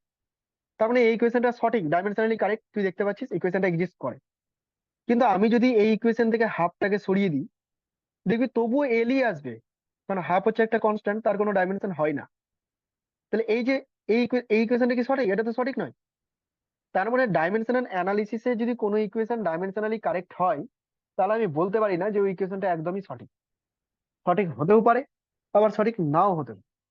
ঠিক আছে, মেবি সঠিক, নাও হতে পারে, বলা যাবে। কিন্তু আমাদের পরীক্ষাতে নিটের সিলেবাসের মধ্যে যখনই আমাকে কোনো ইকুয়েশন সঠিক কিনা যাচাই করতে দিবে, তুই বুঝে নিবি যে তোকে শুধুমাত্র ডাইমেনশনাল অ্যানালিসিসটাই করতে বলছে, যে ডাইমেনশনালি কারেক্ট কিনা সেটাই চেক করতে বলছে। ক্লিয়ার এত দূরে? হ্যাঁ হ্যাঁ ক্লিয়ার। হ্যাঁ ক্লিয়ার। হ্যাঁ হ্যাঁ দাদা। ওকে, ভেরি গুড, সবার ক্লিয়ার। তাহলে হোমোজেনিটি প্রিন্সিপালটা বুঝতে পারলি। এই হোমোজেনিটি প্রিন্সিপালকে কাজে লাগিয়ে অনেকগুলো প্রবলেম আসবে। তার আগে কয়েকটা রাশির মাত্রা আমরা একটুখানি দেখে নিই। এখানে যেসব রাশিগুলো দিয়েছে তার মধ্যে ম্যাক্সিমাম মাত্রা তোরা জানি, ইউনিটও জানি। যেমন এরিয়া, ছোট বাচ্চা তোর নাই, তোরাও জানিস এগুলো, যে এরিয়া কি হবে। এরিয়া মানে হচ্ছে ওই ধর লেন্থ ইন্টু ব্রেথ করেছিস ছোটবেলায়, তাই না রে? আবার করেছিস কি পাই আর স্কোয়ার করেছিস, যাই কর না কেন দুবার করে লেন্থ আসবেই, অর্থাৎ এল স্কোয়ার হবে, বলতে হবে এটা। না না ঠিক আছে। এটাকে আমি এরকমও লিখতে পারি M zero L square T zero, অর্থাৎ এম আর টি এর উপর ডিপেন্ড করে না।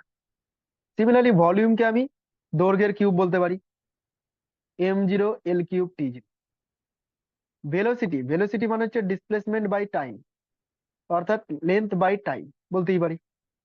অ্যাক্সেলারেশন মানে হচ্ছে change in velocity by change in time, এই ত্রিভুজ চিহ্নগুলো চেঞ্জ বোঝায়, ডেল্টা। তো এলটি ইনভার্স তো উপরে হবেই, আর নিচে একটা টাইম হবে। ঠিক আছে, সো এটা হয়ে যাচ্ছে এলটি মাইনাস টু। ফোর্সের ডাইমেনশন কে না জানে, এম এ থেকে এসছে, এম এল টি মাইনাস টু।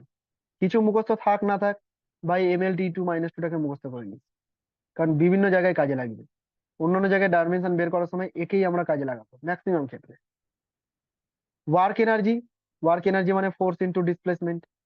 ফোর্সের মুখস্থ হয়ে গেছে, ডিসপ্লেসমেন্টটাকে গুণ করে দিলেই হয়ে যাবে। পাওয়ার মিন ওয়ার্ক বাই টাইম, ওয়ার্ক বেরিয়ে গেছে, টাইম গুণ, টাইম দিয়ে ডিভাইড করলেই হয়ে যাবে। তো এইরকম ভাবে তোকে জিনিসগুলো করতে হবে, ঠিক আছে? তুই এইসব জিনিসগুলো প্রত্যেকটাই জানি। ট্রেন মানে হচ্ছে বিকৃতি, যাদের 11 পড়া হয়ে গেছে মানে 11-এ বিকৃতি পড়ে নিয়েছিস তারা বুঝতে পারবি। বিকৃতির কোনো একক নেই, ডাইমেনশন নেই।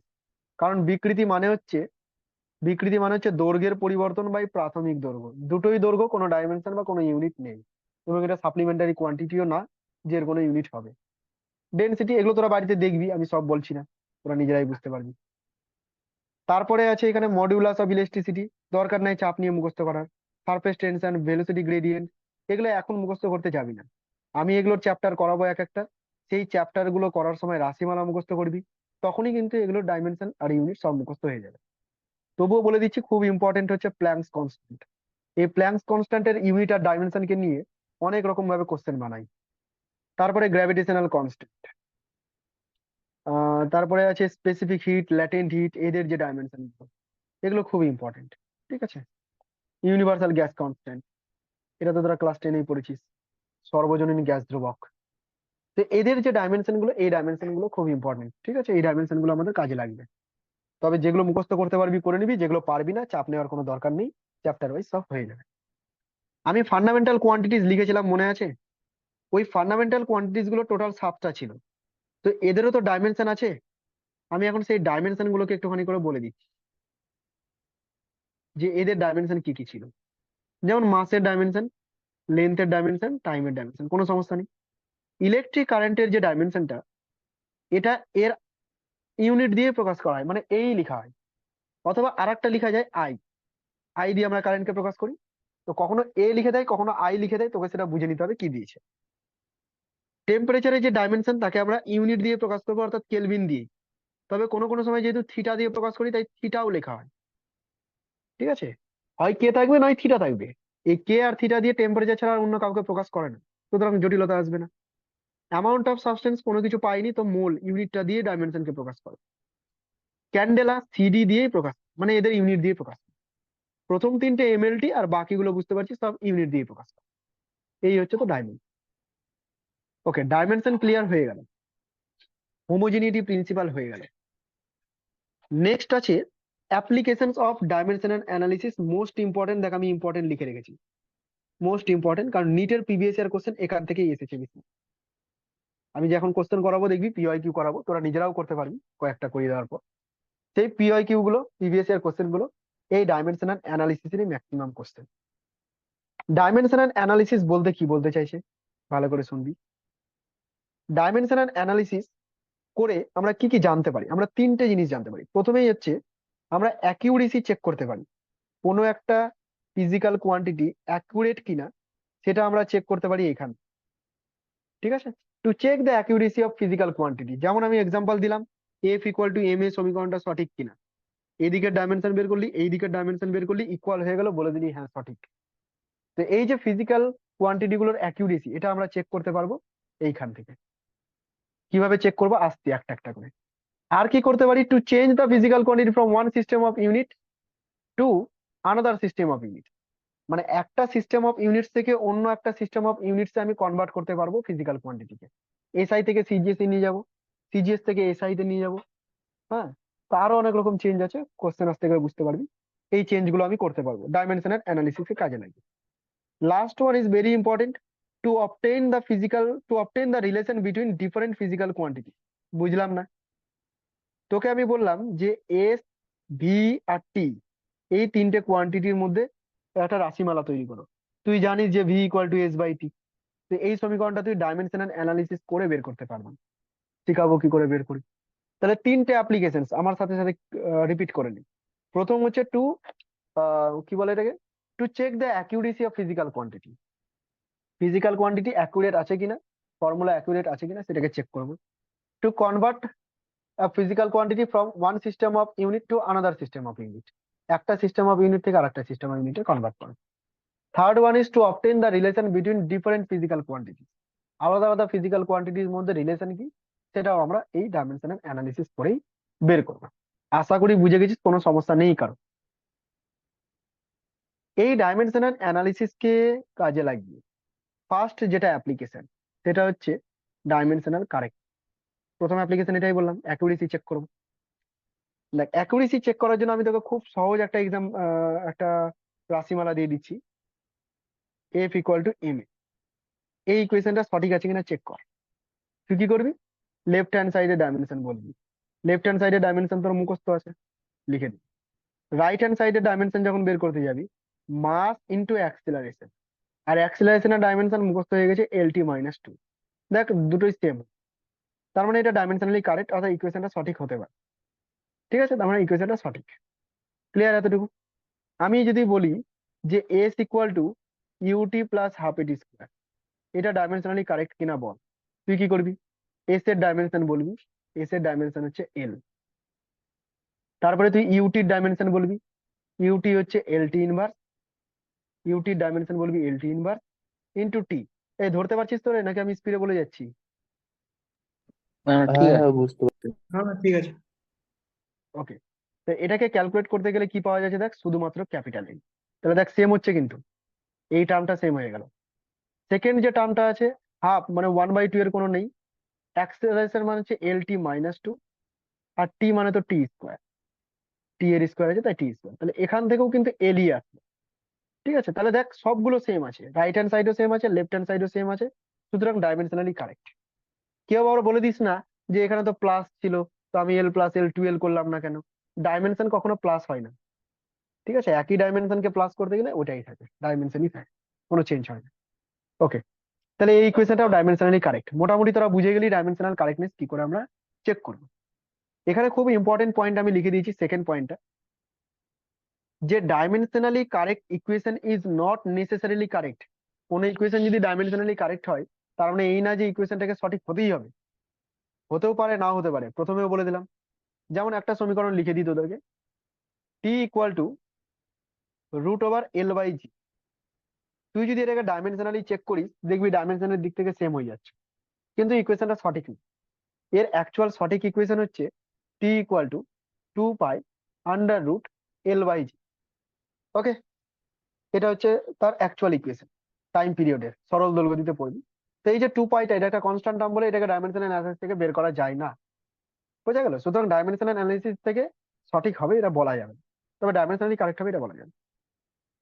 নেক্সট প্রবলেম দিয়েছি, V equal to U plus A T করিয়ে দিলাম। অ্যাকচুয়ালি আমি ডাইমেনশনালি কারেক্ট কিনা চেক করতে বলেছি, তবু একবার করে দিচ্ছি। রাইট হ্যান্ড সাইডে ডাইমেনশন বের করলাম LT-1, রাইট হ্যান্ড সাইডে টার্ম গুলো বের করছি, এটা তো ভেলোসিটি আছে LT-1, আর এটি যখন বের করতে গেলাম LT-2 ইন্টু টি, মানে এটা দাঁড়ালো LT-1। তার মানে ডাইমেনশনালি কারেক্ট। ওকে, কোনো মিস্টেক নেই। বুঝতে পারলি প্রবলেমটা? হ্যাঁ। হ্যাঁ বুঝতে পেরেছি। সেকেন্ড কোশ্চেনটা S equal to U T plus half A T square আমি করেই দিলাম, তোরা নিজেরা একটু করে নিবি, এটা আমি হোমওয়ার্ক হিসেবে লিখে রাখছি, অলরেডি করে দেওয়া হয়ে গেছে। আচ্ছা, conversion from one system of units to another system of unit. একটা সিস্টেম অফ ইউনিট থেকে আর একটা সিস্টেম অফ ইউনিটে কনভার্ট করব। ঠিক আছে, তো এখানে আমাদের একটা কনভার্সন ফ্যাক্টরের প্রয়োজন পড়ে। কনভার্সন ফ্যাক্টরটা কি? ধর তোকে আমি বললাম 1 মিটার মানে কত সেন্টিমিটার, তুই বললি 100 সেন্টিমিটার। তোকে বললাম 5 মিটার মানে কত সেন্টিমিটার, তুই বললি 500 সেন্টিমিটার। মানে কি করেছিস, এই 100 দিয়ে গুণ করে দিয়েছিস। তো এই 100টাই হচ্ছে সেই কনভার্সন ফ্যাক্টর। ঠিক আছে, একটা ইউনিটকে আর একটা ইউনিটে কনভার্ট করার জন্য যে নাম্বার দিয়ে আমাকে মাল্টিপ্লাই বা ডিভিশন করে নিতে হয়, দ্যাট ইজ কনভার্সন ফ্যাক্টর। তো একটা ইউনিট থেকে আরেকটা ইউনিটে চেঞ্জ করার জন্য এখানে একটা এক্সাম্পল দিয়েছি, আমি এক্সাম্পলটাকেই কাজে লাগাই। এখানে বলেছি 5 কেজি কে X gram, 5 K G is equal to X gram, 5 K G is equal to X gram দিয়ে বললাম এক্স এর ভ্যালুটা কত। তো তুই সিম্পলি এখানে দেখতেই পাচ্ছিস যে কেজি থেকে গ্রামে কনভার্ট হয়েছে, তাই না? SI থেকে সিজি এসে গেছে। তুই কি করবি বলতো, তুই লিখবি এরকম, যে আমি জানি কোনো একটা ফিজিক্যাল কোয়ান্টিটিকে লিখতে গেলে নাম্বার ইনটু ইউনিট লিখতে হয়, নিউমেরিক্যাল ইনটু ইউনিট লিখতে হয়। তো একটা সিস্টেম অফ ইউনিটের জন্য আমি 1 দিয়ে প্রকাশ করছি, আর একটা সিস্টেম অফ ইউনিটের জন্য আমি 2 দিয়ে প্রকাশ করছি। ঠিক আছে, প্রথম সিস্টেমটা আমি SI সিস্টেমটাকে নিয়ে নিচ্ছি, নাম্বার আছে 5, ইউনিট কত আছে কেজি। সেকেন্ড সিস্টেমের নাম্বার কত বলেছে এক্স, ইউনিট কি বলেছে গ্রাম। এবার তুই কি করবি, ইউনিট গুলোকে সেম করার চেষ্টা করবি। 5টাকে 5 রাখ, 1 কেজি মানে কত গ্রাম, 1 কেজি মানে হচ্ছে 1000 গ্রাম। এক্সটাকে রেখে দিলি, গ্রামটাকে রেখে দিলি, এই গ্রামকে আবার কেজিতে কনভার্ট করে দিস না, সব উল্টাপাল্টা হয়ে যাবে। একই ইউনিটে নিয়ে আসবো, ক্যান্সেল আউট করব, গ্রাম দিয়ে গ্রাম ক্যান্সেল আউট হয়ে যাচ্ছে। তাহলে দেখ এক্স ইকুয়াল টু পাওয়া যাচ্ছে 5,000। সিম্পল একটা দিয়েছি, পরীক্ষাতে এরকম পাবি না, বোঝানোর জন্য দিলাম। কি বললো? 5 কেজি মানে এক্স গ্রাম। তুই তো জানিস 5 কেজি মানে 5,000 গ্রাম, দেখ সেটাই বেরালো। প্রসেস বুঝে গেছিস কি করে করতে হবে? হুম হুম। হ্যাঁ হ্যাঁ, বুঝতে পেরেছি। হ্যাঁ ঠিক আছে। ওকে, তাহলে এই যে সিস্টেমটা, এই কোশ্চেনটা তোরা এখন সলভ করবি নিজেরা, অবশ্যই খাতা পেন নিশ্চয়ই আছে তোদের কাছে। তো এই কোশ্চেনটা তোরা এখন সলভ করবি, আমি শুধু একটু বুঝিয়ে দিচ্ছি। বলেছে convert acceleration due to gravity. এই অ্যাক্সিলারেশন ডিউ টু গ্র্যাভিটি মানে হচ্ছে জি এর কথা বলছে, অভিকর্ষ ত্বরণ। এটাকে কনভার্ট করতে বলেছে from SI system to CGS system. ঠিক আছে, তো দেখ জি এর যে এসআই ভ্যালু, সেটা হচ্ছে 9.8 মিটার পার সেকেন্ড স্কোয়ার। আমি তোকে এটা বলে দিলাম, তুই এটাকে কনভার্ট কর সিজিএস সিস্টেমে, x centimetre per second square. মানে তোর কাজ হচ্ছে এক্স এর ভ্যালুটাকে বের করা। আমি একটু টাইম দিচ্ছি, তোরা বের করে নে, 2 মিনিট টাইম দিলাম, ফটাফট বের করে বলবি।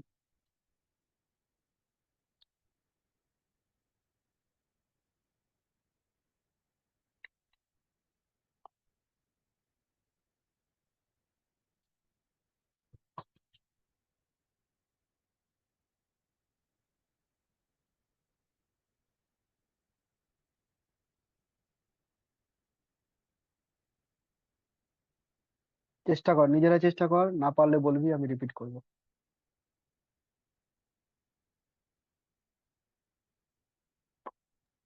দাদা 980। হ্যাঁ, নশো 980 আশি হ্যাঁ আসছে। হ্যাঁ হ্যাঁ, 900। বলো।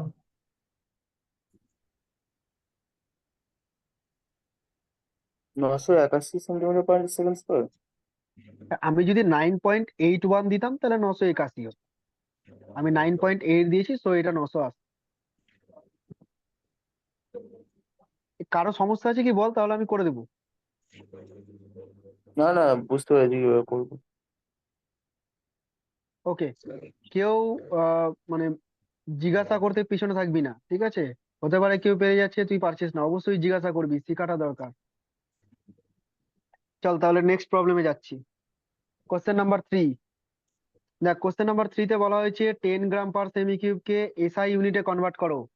এসআই ইউনিট দেখ, তুই তো পেয়েছিস এখানে গ্রাম পার সেমি কিউব আছে, তাহলে এসআই ইউনিট কি হবে রে? কেজি পার মিটার কিউব হবে না? অর্থাৎ তোকে বলতে চাইছে কেজি পার মিটার কিউবে কনভার্ট করো। কিভাবে কনভার্ট করবি?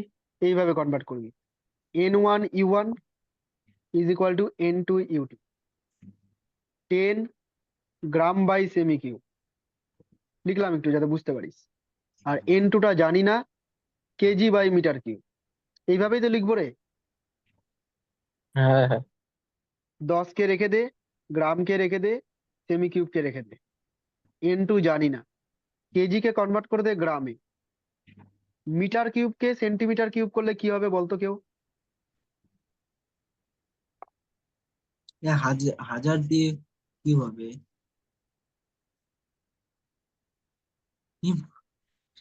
1 মিটার মানে কত সেন্টিমিটার? ওটাতে কি হবে? 100 সেন্টিমিটার। হ্যাঁ ব্যাস, এখানে কিউব আছে দেখতে পাচ্ছিস, মিটারের কিউব, তাহলে একতরও কিউব হয়ে যাবে। একতর কিউব সেন্টিমিটার কিউব, ইজি।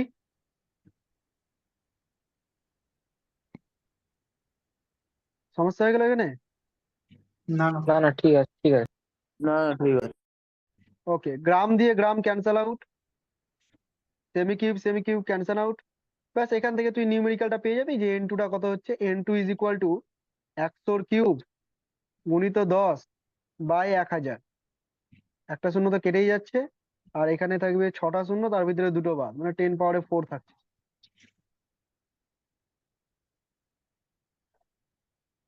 এইরকম ইজি ইজি কোশ্চেন আছে এই চ্যাপ্টারটাতে, ইউনিট কনভার্সন। ঠিক আছে, সেকেন্ড অ্যাপ্লিকেশন করলাম আমরা এগুলো। আচ্ছা, এখানে আরেকটা দিয়েছে, আমি তোদেরকে এটা তোদের বাড়ির কাজ দিয়ে দিচ্ছি, শুধু হিন্টসটা দিয়ে দিচ্ছি একটু। বলা হয়েছে যে convert unit force from SI to CGS. Unit force কে কনভার্ট করতে বলেছে। ইউনিট ফোর্স মানে হচ্ছে 1 নিউটন, একে কনভার্ট করতে বলেছে ডাইনে, হাউ মেনি ডাই। এবার তোদের তো মুখস্থই আছে 10 পাওয়ারে 5 ডাইন, কিন্তু এটা আমি করে দেখাতে চাইছি অ্যাপ্লিকেশন কি করে করবি। তো কাজে লাগাবি সমীকরণ F equal to M X, যে 1 newton is equal to 1 KG into 1 meter per second square. বলতো বুঝলি কিনা? হ্যাঁ বুঝেছি। ব্যাস, তাহলে এখান থেকে তুই গ্রামে চলে যাবি, আর মিটার/সেকেন্ড স্কোয়ার থেকে সেন্টিমিটার/সেকেন্ড স্কোয়ারে চলে যাবি, দেখবি অটোমেটিক 10 পাওয়ার 5 চলে আসছে। একটুখানি তোরা নিজেরা হাত চালাবি, বাড়িতে করতে হবে। পুরোপুরি আমার দেখে তো শিখবি না, নিজেকে করতে হবে, করবি, আশা করি পেয়ে যাবি। তাহলে এটা আমি হোমওয়ার্ক হিসেবে রাখলাম, পরের দিন আমি আরেকবার এগুলো বলো দাদা, দেখবো। আরেকবার বলো। ওকে, বলে দিচ্ছি। 1 নিউটনকে ডাইনে কনভার্ট করতে বলেছি। তো নিউটন আর ডাইনের মধ্যে সম্পর্ক জানি না, আমি এখানে কাজে লাগাবো F ইকুয়াল টু এম এই সমীকরণটাকে। নিউটনকে আমি কেজি ইন্টু মিটার/সেকেন্ড স্কোয়ার বলতেই পারি ফ্রম দিস ইকুয়েশন। এতে করে কি হবে, কেজি কে আমি গ্রামে নিয়ে যেতে পারবো, মিটারকে সেন্টিমিটারে নিয়ে যেতে পারবো, তাহলে এসআই থেকে সিজিএসে যেতে পারছি। আর এই গ্রাম সেমি/সেকেন্ড স্কোয়ারটা একসাথে হয়ে যাবে ডাই। এইভাবে আমি কনভার্সনটা করে নেব, দেখবি 10 পাওয়ার 5 আসে। চেষ্টা কর, যদি না পারিস তো আমি পরের ক্লাসে আবার করে দেবো অবশ্যই। হোয়াটসঅ্যাপে আমাকে পাঠাতে পারিস, আমি করে দেবো। ওকে, লাস্ট অ্যাপ্লিকেশন যেটা ছিল, লাস্ট অ্যাপ্লিকেশন, হ্যাঁ লাস্ট প্রবলেম না, প্রবলেম অনেক আছে এখন, ধৈর্য রাখ। Establishing the relation between different physical quantity, মানে আলাদা আলাদা ফিজিক্যাল কোয়ান্টিটির মধ্যে যে রিলেশন অবটেইন করবো বললাম, থার্ড অ্যাপ্লিকেশনটা সেইটা। আলাদা আলাদা কোয়ান্টিটির মধ্যে রিলেশন আমি এখানে অবটেইন করব। ধর, তোকে আমি বলে দিচ্ছি একটা ইকুয়েশন, যে কাইনেটিক এনার্জি, মাস আর ভেলোসিটি, ঠিক আছে? না, এরকম বলে দিলাম যে কাইনেটিক এনার্জি কোনো একটা অবজেক্টের মাস আর ভেলোসিটির উপর ডিপেন্ড করে। Kinetic energy is the function of mass and velocity, লেখাটার মানে হচ্ছে এটা, এটার উপর ডিপেন্ড করে। দিয়ে বললাম কি, যে এদের রিলেশন তৈরি করো। ঠিক আছে, তো তুই জানিস যে রিলেশনটা কি হবে, ½ mv² হবে, এরকম রিলেশন হবে। বুঝতে পেরেছিস? তো ইনিশিয়ালি আমি কি করব, আমি এরকম ভাবে লিখবো যে কোন একটা ফিজিক্যাল কোয়ান্টিটি পি আছে, এবং সেই ফিজিক্যাল কোয়ান্টিটিটা ধরে নিচ্ছি এক্স এর উপর ডিপেন্ড করে, ওয়াই এর উপর ডিপেন্ড করে, জেড এর উপর ডিপেন্ড করে। যেমনটা এখানে কে ডিপেন্ড করছিল এম আর ভি এর উপরে, তো সেরকম পি কার কার উপর ডিপেন্ড করে, এক্স ওয়াই জেড। কিভাবে ডিপেন্ড করে, ওদের কত পাওয়ারে ডিপেন্ড করে। তো এখানে বলে দিয়েছে যে এক্স এর এ পাওয়ার, ওয়াই এর বি পাওয়ার, অ্যান্ড জেড এর সি পাওয়ার। তাহলে তুই ইকুয়েশনটাকে এরকম ভাবে লিখবি যে এক্স পাওয়ারে এ, ওয়াই পাওয়ারে বি, অ্যান্ড জেড পাওয়ারে সি। এইভাবে ডিপেন্ড করে, অবশ্যই মাল্টিপ্লিকেটিভ আকারে লিখবি। ঠিক আছে, অবশ্যই মাল্টিপ্লিকেটিভ আকারে, মানে গুণ আকারে লিখবি। কোনো একটা ইকুয়েশন যেসব কোয়ান্টিটির উপর ডিপেন্ড করে, সেই কোয়ান্টিটি গুলোকে গুণ করে দেবো, এবং তাদের যে পাওয়ারটা রেজড হয়েছে সেই পাওয়ারটা মাথায় বসিয়ে দেবো। এইভাবে তারা নির্ভর করে, এটার উপর ডিপেন্ড করে আমি রিলেশনটাকে তৈরি করে নিতে পারবো। যেমন এখানে একটা রিলেশন দেওয়া আছে, কোশ্চেন দেওয়া আছে, বলা হয়েছে consider the force, velocity and time as the fundamental quantities. এগুলো তো ফান্ডামেন্টাল কোয়ান্টিটিস না, তাই না? ফান্ডামেন্টাল কোয়ান্টিটিস আমি আলাদাই পড়েছি, কিন্তু কোশ্চেনে বলে দিয়েছে, কিছু করার নেই, আমাকে কোশ্চেনে ধরতে হবে। বলছে ফোর্স কে ফান্ডামেন্টাল ধরো, ভেলোসিটি কে ফান্ডামেন্টাল ধরো, আর টাইম কে ফান্ডামেন্টাল ধরো, দিয়ে তুমি মাসের ফর্মুলা তৈরি করো। তাহলে মাস এখন ডিপেন্ড করছে কার কার উপর বল? মাস এখন ডিপেন্ড করছে ফোর্সের উপর, ডিপেন্ড করছে ভেলোসিটির উপর, ডিপেন্ড করছে টাইমের উপর। এটাই হবে, কারণ মাস এখন হয়ে গেল ডিরাইভড কোয়ান্টিটি কোশ্চেন অনুযায়ী, আর ডিরাইভড কোয়ান্টিটি ডিপেন্ড করে কার কার উপর? ফান্ডামেন্টাল কোয়ান্টিটির উপর। তো এইভাবে ডিপেন্ড করে। এবার ডিপেন্ড করে কোন পাওয়ারে, সেটা কোশ্চেনে বলা নেই। এটা যদি বলে দেয় তাহলে তো হয়ে গেল, এই কাজটা তোকে করতে হবে। তুই কি করবি, তুই ধরে নিবি যে এফ এর পাওয়ারে এক্স, বা এ ধরে নিচ্ছি সুবিধার্থে, এফ এর পাওয়ারে এ, ভি এর পাওয়ারে বি, আর সি এর টি এর পাওয়ারে হচ্ছে সি। এইভাবে ডিপেন্ড করছে মাস, এইভাবে ডিপেন্ড করছে। এবার তুই কি করবি, হোমোজেনিয়েটি প্রিন্সিপালকে কাজে লাগবে। দেখ কতগুলো জিনিস কাজে লাগবে। হোমোজেনিয়েটি প্রিন্সিপাল, হোমোজেনিয়েটি প্রিন্সিপাল বলেছিল, হোমোজেনিয়েটি প্রিন্সিপাল বলেছিল যে লেফট হ্যান্ড সাইডের যে ডাইমেনশন, মানে কি রে, M1, L0, T0, এটা লেফটের ডাইমেনশন না, এটা লেফটের dimension, is equal to right hand সাইডের ডাইমেনশন। রাইট হ্যান্ড সাইডে কে আছে, ফোর্স আছে। ফোর্সের ডাইমেনশন কি বলতো কেউ? mL/2 mL T to the power -2। পাওয়ারে আছে এ, ভেলোসিটি ডাইমেনশন কেউ বল। L t to the power minus 2. L T to the power minus T to to the না, -1 minus 1. Length by time.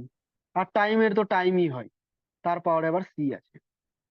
তো এই যে ইকুয়েশনটা বেরালো, এই ইকুয়েশনটা লেফট হ্যান্ড সাইডটাকে চেঞ্জ করবো না, রেখেই দেবো। রাইট হ্যান্ড সাইডটাকে না এক জায়গায় কম্বাইন করবো সবাই। দেখ, আমি এম এর পাওয়ারে এ লিখতে পারি, আর কোথাও এম নেই। এল এর পাওয়ারে লিখতে পারি এ প্লাস বি। দেখ তো লিখতে পারি কিনা। হ্যাঁ হ্যাঁ সবাই বলছিস লিখতে পারি?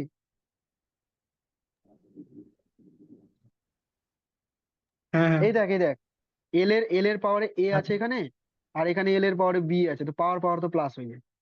আর টি এর পাওয়ারে হবে -2a plus C.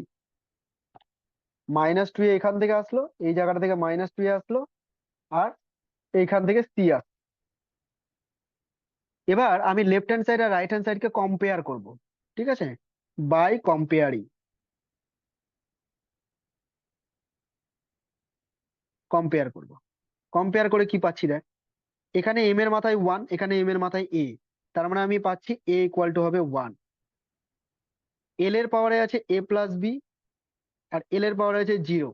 So A plus B equal to 0, that gives you B equal to -a means -1। ঠিক আছে না রে?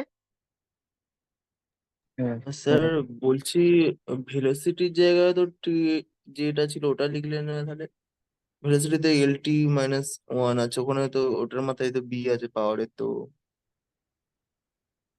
আচ্ছা, তো আমি করেছি সেটা, দেখ। এখান থেকে তুই কি পাবি? এখান থেকে পাবি এল এর পাওয়ারে বি, আর টি এর পাওয়ারে -b, এটা পাবি না? ও সরি সরি হ্যাঁ সরি হ্যাঁ সরি, ঠিক, তুই ঠিক ধরিয়েছিস। আমি আচ্ছা এখানে টি এর পাওয়ারে একটা ছুটি দিয়েছি, তাই তো? হ্যাঁ, ওটা মিস হয়ে গেছে, ওই জন্যই বলছিলাম। আচ্ছা, টি এর পাওয়ারে একটা -b আসবে, তারপরে প্লাস। ঠিক আছে, এক্স এর মান ঠিক ধরিয়েছিস। 1, ওয়াই এর মান হচ্ছে -1, আর জেড এর মান 2 বেরোলো। জেড এর মান 2 বেরাচ্ছে, মানে সি এর মানটা 2 হ্যাঁ বেরাচ্ছে বলছিস, তো আমি এখান থেকে লিখে দিই এটাকে হ্যাঁ -2a -b প্লাস সি। আমি আর ভ্যালু পুট করছি না, এ বি এর ভ্যালু পুট করে দিবি। সি এর মান কত বললি সুব্র? 2। সি এর মান বেরোলো 2, 2 বেরালো। ওয়াই এর মান তো -1, আর এক্স এর মান 1। আচ্ছা, আচ্ছা, তাহলে আলটিমেট যে তোর রাশিমালাটা আসলো, সেই রাশিমালাটা আসলো যে মাস এফ, ভি আর টি এর উপর ডিপেন্ড করে কি করে। এফ এর উপর এ মানে 1, ভি এর উপর বি মানে -1, আর টি এর উপর সি মানে 2। এইভাবে ডিপেন্ড করে, এই হচ্ছে তার অ্যাকচুয়াল রাশিমালা। এটাকে আবার এইভাবেও লিখতে পারি আমি, F T square by V, এইভাবেও আমি লিখতে পারি। ওকে, তাহলে এই হচ্ছে তোর আহ কি বলে বিভিন্ন ফিজিক্যাল কোয়ান্টিটির মধ্যে যে রিলেশনটা অবটেন করলাম, এটা একটা আমি করে দিলাম। এবার তোদেরকে আমি একটা করতে দিচ্ছি, এখানে স্পেস রেখেছিলাম। আচ্ছা, তোদেরকে আমি একটা করতে দিচ্ছি এই কোশ্চেনটা, কোশ্চেন নাম্বার 2। ভালো করে পড়, দেখ কি লেখা আছে। Time period T of a simple pendulum. দরকার নাই পেন্ডুলাম পড়ার কোনো দরকার নেই, টাইম পিরিয়ড বলে দিয়েছে মানে টাইম বলে দিয়েছে মনে। তো টাইম কিসের উপর ডিপেন্ড করে? বলেছে depend on the length L and acceleration due to gravity G. তাহলে দুটো জিনিসের উপর ডিপেন্ড করে, এক হচ্ছে এল এর উপর ডিপেন্ড করে, আর এক হচ্ছে জি এর উপর ডিপেন্ড করে। Establish the relation T equal to function of L G. T equal to বলে দিয়েছে ফাংশন অফ এল জি, মানে তোকে বলতে চাইছে যে টিটা হচ্ছে এল আর জি এর উপর ডিপেন্ড করে। তো তুই কিভাবে এগাবি বলতো? তুই এগাবি এরকম ভাবে যে টি ইকুয়াল টু ধরে নিবি এল এর পাওয়ারে এ আর জি এর পাওয়ারে বি, দিয়ে তুই বাকি ক্যালকুলেশনটা করে এগাবি, দিয়ে আমাকে রিলেশনটা বলবি। একটু তাড়াতাড়ি করে আমাকে বলে দে, সবাই কর।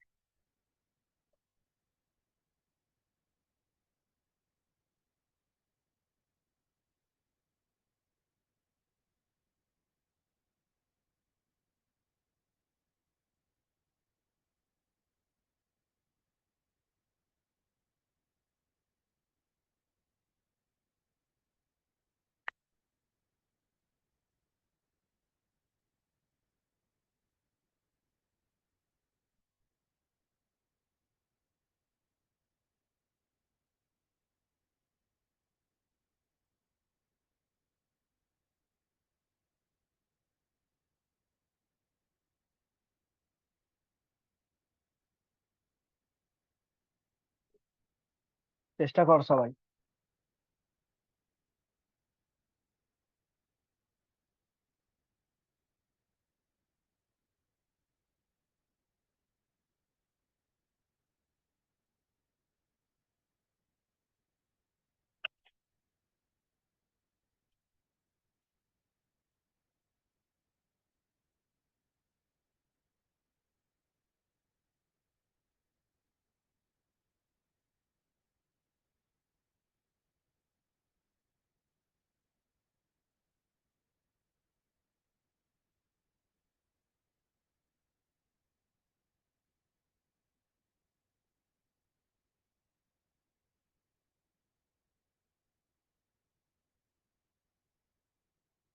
কারো হলো রে? দাদা এল এর পাওয়ারে হাফ আর জি এর পাওয়ারে মাইনাস হাফ। এল এর পাওয়ারে হাফ আর জি এর পাওয়ারে মাইনাস। এছাড়া আরো কারো অন্য কিছু আসলো?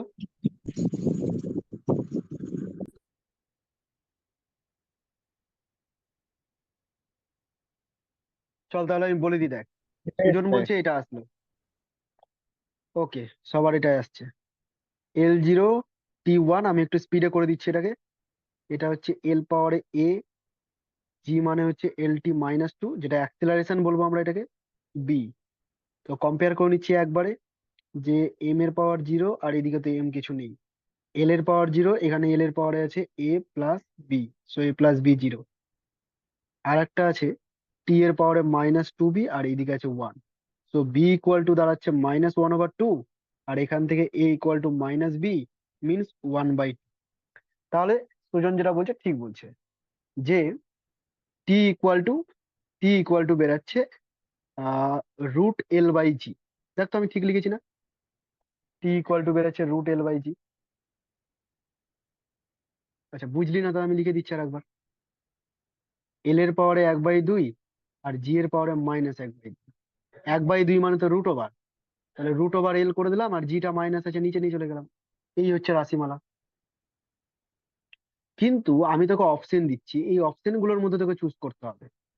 এই 4টা অপশনের মধ্যে কোনটা সঠিক খেয়াল করবি। অপশনের মধ্যে আমি একটা বললাম 2π√L/G, তারপরে একটা বললাম √L, একটা বললাম 2π√L/G, আর একটা বললাম 2π√G/L। 2π বললাম না, √G/L বললাম। বলতো এই 4টা অপশনের মধ্যে অপশন কোনটা সি। সঠিক? Option C. অপশন সি সঠিক। তার কারণ অপশন দেখে আমাকে বুঝে নিতে হবে যে আমি এই ডাইমেনশনাল কনস্ট্যান্ট যেটা 2π, তার তার সম্পর্কে আমি কোনো আইডিয়া পাবো না। তো অপশনে যখন আর বাকি কিছু নেই, মানে L/G এর সাথে এটা মিলছে, এটাই হতে হবে। যাই হোক, তোরা বুঝে যাচ্ছিস, ভালো লাগছে যে বুঝে যাচ্ছিস তোরা। আচ্ছা, না না, এটা এখানে আমি তোদের, বুঝলাম না। থামো থামো, এখানটা কি হলো? 2 পাই ছিল জন্য কি হলো? আচ্ছা বলে দিচ্ছি শোন। অ্যাকচুয়াল আমার আসলো √L/G, কিন্তু অপশনে গিয়ে দেখছি যে √L/G শুধুমাত্র কোনোটাতেই নাই। এটা তো √G/L, প্রথমেই ভুল। এটা LG ভুল, এটাও LG ভুল। একটাই √L/G আছে, অপশনে আর কিছু নেই। তার মানে অপশন ঠিক হলে এটাই ঠিক হবে। এখন আমি কেন বলছি এটা ঠিক হবে? 2π তো আমি বের করতে পারিনি, 2πটা তুই বের করতে পারবি না। 2π হচ্ছে একটা কনস্ট্যান্ট সংখ্যা, আর ডাইমেনশনাল অ্যানালিসিস থেকে কখনো কোনো কনস্ট্যান্টের ভ্যালু বের করা যায় না। এটা ডাইমেনশনাল অ্যানালিসিসের একটা লিমিটেশন, একটা সীমাবদ্ধতা। তো সুতরাং তোকে বুঝে নিতে হবে যে 2π√L/G এটাই হয়তো ওই ফর্মুলাটা, যেখানে 2πটা আমি বের করতে পারিনি। অপশন অনুযায়ী আর কেউ ঠিক হওয়ার মতো নেই। বুঝতে পারলি? হ্যাঁ ঠিক আছে। ওকে। হ্যাঁ স্যার, বুঝতে পেরেছি। ওকে ওকে, ভেরি গুড। এটা হোমওয়ার্ক হিসেবে রেখে দিলাম আমি, নিজেরা করবি, একটু অন্য কিছু দেওয়া আছে। আচ্ছা, এবার হচ্ছে লিমিটেশন। একটা লিমিটেশন তো তোদেরকে বললাম আমি, যে কনস্ট্যান্টের ভ্যালু বের করা যাবে না। এই লিমিটেশন গুলো খুব ভালো করে বুঝে নে, কারণ প্রত্যেকটা লিমিটেশন থেকে আবার প্রবলেম আসবে। এখন এই দেখ, এদিকে প্রবলেম পাবি, এগুলো সব আমার লিমিটেশন থেকে প্রবলেম। ওকে, কেউ বোর হোসনি তো এখন পর্যন্ত? না না না। না। চল, খুব একটা কঠিন কিছু করছি না আজকে, সব সহজ সহজ জিনিস আছে। ফার্স্ট লিমিটেশন বলেছে, we can not derive the formula containing more than one time, না এটা one term, more than one term which are added or subtracted. বুঝিয়ে দিচ্ছি। আমরা যখন ডাইমেনশনাল অ্যানালিসিস করছি তখন আমরা কোনো একটা কোয়ান্টিটির যে ডিপেন্ডেন্সি সেটা আমরা মাল্টিপ্লিকেটিভ আকারে প্রকাশ করছি, তাই না রে? আমরা এইভাবে প্রকাশ করছি, প্লাস দিয়ে কিন্তু আমরা কিছু লিখছি না। যখন কোনো ইকুয়েশনকে ধর V equal to U plus A T আছে, এই সমীকরণটাতে দুটো টার্ম আছে, এটা একটা টার্ম আর এটা একটা টার্ম, পদ যেটাকে বলি আমরা, এক পদ দ্বিপদ, তো এখানে দুটো টার্ম আছে। তুই ডাইমেনশনাল অ্যানালিসিস থেকে এটা বের করতেই পারবি না। ডাইমেনশনাল অ্যানালিসিস থেকে সেটাই বের করতে পারবি যদি গুণ আকারে থাকে, শুধুমাত্র মাল্টিপ্লিকেটিভ আকারে যদি থাকে তবেই বের করা যাবে। প্লাস অর মাইনাসের ক্ষেত্রে ডাইমেনশনাল অ্যানালিসিস করে আমরা কোনো রাশিমালা তৈরি করতে পারবো না। বুঝতে পেরে গেছিস?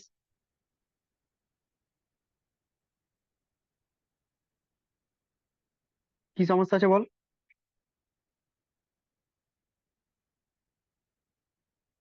কারো সমস্যা নেই? হ্যাঁ ঠিক আছে, ঠিক আছে, ঠিক আছে। ঠিক আছে। আচ্ছা, নেক্সট বলেছে we can not derive the formula for a quantity depending on more than 3 quantity. ভালো করে শুন। আমি এখানে 3টে কোয়ান্টিটিকে দেখেছি। যদি আমি এরকম লিখতাম পি ইকুয়াল টু এক্স এর উপরে ডিপেন্ড করে, ওয়াই এর উপর ডিপেন্ড করে, জেড এর উপর ডিপেন্ড করে এবং ডাব্লিউর উপরও ডিপেন্ড করে, তাহলে তুই আর সলভ করতে পারতি না। কারণ আমরা যে সলভ করি সেই সলভটা আমরা 3টে কোয়ান্টিটি পর্যন্ত করি, এক্স ওয়াই জেড, এর বাইরে কিন্তু আমরা সলভ করা শিখিনি। তো সুতরাং মোর দ্যান 3 কোয়ান্টিটির উপর যদি ডিপেন্ড করে যায় তাহলে কিন্তু সেটা ডাইমেনশনাল অ্যানালিসিস থেকে বের করা যাবে না। ঠিক আছে? উই ডোন্ট হ্যাভ হ্যাঁ ইনফরমেশন বুঝতে পারছি। whether the quantity is scalar or vector.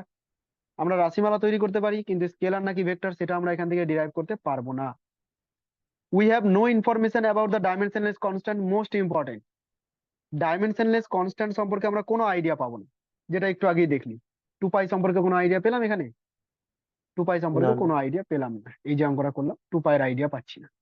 তো সুতরাং ডাইমেনশনলেস কনস্ট্যান্ট সম্পর্কে no idea. We can not derive any formula which contain, very very important question হয়ে যাবে এটা। আমরা সেই সব ফর্মুলাকে ডিরাইভ করতে পারবো না যাদের মধ্যে লগারিদমিক ফাংশন থাকবে, এক্সপোনেনশিয়াল ফাংশন থাকবে এবং ট্রিগোনোমেট্রিক ফাংশন থাকবে। যেমন সাইন থিটা কস থিটা, এগুলো যদি কোনো ইকুয়েশনে থাকে আমরা সেটাকে ডিরাইভ করতে পারবো না, তার কারণ এদের কোনো ডাইমেনশন নেই। লগারিদম যদি থাকে, লগ এক্স, লগ 2, লগ 5, আমরা এদের বের করতে পারবো না, কারণ লগের কোনো ডাইমেনশন হয় না। ই টু দি পাওয়ার 2x বা ই টু দি পাওয়ার এক্স এরকম যদি থাকে, কোনো ডাইমেনশন নেই, আমরা এদেরকে ডিরাইভ করতে পারবো না। তাহলে বুঝে গেলি, লগারিদমিক, এক্সপোনেনশিয়াল, ট্রিগোনোমেট্রিক ফাংশন এগুলো যদি থাকে কোনো ডাইমেনশন বের করা যাবে না। ঠিক আছে? এদের যে আর্গুমেন্টস গুলো আছে, যেমন সাইনের আর্গুমেন্টস আছে থিটা, এরও কোনো ডাইমেনশন নেই। লগের যে আর্গুমেন্ট আছে এক্স, এরও কোনো ডাইমেনশন নেই। ঠিক আছে? বলিস না আবার যে থিটার ডাইমেনশন তো বললাম আমি, ওটা থিটার ডাইমেনশন বলিনি, মানে কোণের ডাইমেনশন বলিনি, ওটা কোণের একক বলেছিলাম, রেডিয়ান। ডাইমেনশন নেই। লগ এক্স, লগের যখন ডাইমেনশন নেই তাহলে লগের যে আর্গুমেন্ট এক্স এরও কোনো ডাইমেনশন নেই। ই এর যখন ডাইমেনশন নেই তাহলে ই এর আর্গুমেন্ট 2x এরও কোনো ডাইমেনশন নেই। এগুলোর উপর বেস করে আবার প্রবলেম পেয়ে যাবি এখন। দেখ, খুব ইন্টারেস্টিং প্রবলেম হবে। প্রথম কোশ্চেন প্রিভিয়াস ইয়ারের কোশ্চেন, খুব পুরোনো প্রিভিয়াস ইয়ারের কোশ্চেন, এখন এইসব দেবে না, একটু জটিল দেবে। দেখ এই কোশ্চেনটাতে কি আছে, বলা হয়েছে y equal to a sine omega T plus K X. বলেছে where y and x are displacement. এই ওয়াইটা আর এটা হচ্ছে ডিসপ্লেসমেন্ট। ডিসপ্লেসমেন্ট মানে কি? ডিসপ্লেসমেন্ট মানে দূরত্ব, লেন্থ, মানে এটা লেন্থের ডাইমেনশনে, সেটা তোকে বুঝিয়ে দিল। And T is the time, টিটাকে বলে দিল টাইমের dimension. Find the dimension of omega, K and A. Omega দেখতে পাচ্ছিস এখানে, কে দেখতে পাচ্ছিস, আর একটা এ দেখতে পাচ্ছিস, এদের ডাইমেনশন বলবে। সরি, প্রথম দিকে আমি ভুল বললাম, এ এর কথা বলেনি, ওটা এক্স এর কথা বলছি। তাহলে তুই পেলি যে ওয়াই আর এক্স মানে হচ্ছে ডিসপ্লেসমেন্ট, মানে যাদের ডাইমেনশন এল। টি মানে হচ্ছে টাইম, যার ডাইমেনশন ক্যাপিটাল। এবার আমাকে ফাইন্ড করতে হবে এ এর কি হবে, ওমেগার কি হবে এবং কে এর কি হবে। এই কটা আমাকে ফাইন্ড। দেখ ভালো করে শুনবি, এই একটা প্রবলেমের মধ্যে সব কটা হয়ে যাবে। তুই পড়লি যে ট্রিগোনোমেট্রিক ফাংশনের কোনো ডাইমেনশন নেই, তাহলে সাইনের কোনো ডাইমেনশন থাকবে? অবভিয়াসলি নট, থাকবে না। তো সাইনের যদি ডাইমেনশন না থাকে তার মানে ওয়াই এর ডাইমেনশন ইকুয়াল টু এ এর ডাইমেনশন হতেই হবে, ফ্রম হোমোজেনিটি প্রিন্সিপাল, সমমাত্রিক নীতি, নাকি রে? হ্যাঁ তো ওয়াই ইকুয়াল টু এটাকে হতেই হবে। অর্থাৎ সাইনের ডাইমেনশন নেই, তার মানে ওয়াই এর ডাইমেনশন ইজ ইকুয়াল টু এ এর ডাইমেনশন। দেখ তুই এ এর ডাইমেনশন পেয়ে গেলি, এ এর ডাইমেনশন এল হবে, বিকজ ওয়াই এর ডাইমেনশন এল ছিল। তাহলে একটা কাজ কমপ্লিট, জাস্ট কম্পারিজন করে কমপ্লিট হয়ে গেল। নেক্সট যে পার্টটা বলেছে ওমেগা, তো আমি বলেছি সাইনের যখন নেই তাহলে সাইনের ভেতরে যে টার্মটা আছে এটা omega T plus K x, এরও কোনো ডাইমেনশন নেই। Omega T plus K x এর কোনো ডাইমেনশন নেই মানে ওমেগা টি এরও কোনো ডাইমেনশন নেই, আর কে এক্স এরও কোনো ডাইমেনশন। এবার তুই কি করবি, ওমেগা টি এর ডাইমেনশনটাকে দেখবি। ওমেগা টি এর কোনো ডাইমেনশন নেই বললাম, অর্থাৎ এম জিরো হবে, এল জিরো হবে, টি জিরো, কোনো ডাইমেনশন। ওমেগার ডাইমেনশন আমি জানি না, টি এর dimension capital, M zero L zero T. তাহলে আমি এরকম লিখতে পারি না যে ওমেগার ডাইমেনশন, 1 মিনিট। আচ্ছা দেখ, তাহলে আমি এরকম বলতে পারি না যে ওমেগা ডাইমেনশন মানে হচ্ছে এই পুরো টার্মটা ডিভাইডেড বাই টি, মানে টি ইনভার্স লিখে দিতে পারি। বলতো ঠিক করেছি কিনা? হ্যাঁ সবাই বুঝতে পারছিস রে? হ্যাঁ বুঝতে পারছি। হ্যাঁ হ্যাঁ, বুঝতে পারছি। ওকে। তাহলে ওমেগার ডাইমেনশন কিন্তু এখান থেকে দেখ আমি টি ইনভার্স বের করে নিলাম।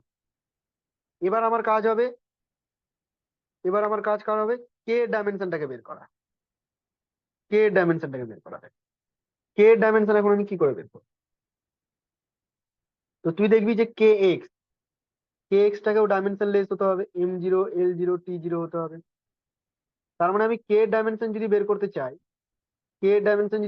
তাহলে এক্স এর ডাইমেনশনটা ওদিকে গিয়ে ডিভাইড, আর এক্স টাকে দেখ কি বলেছিল, এক্স টাকে বলেছিল ডিসপ্লেসমেন্ট, তো ইট ইজ 1/L, তো it is L inverse. Clear হলো কিনা বল? হ্যাঁ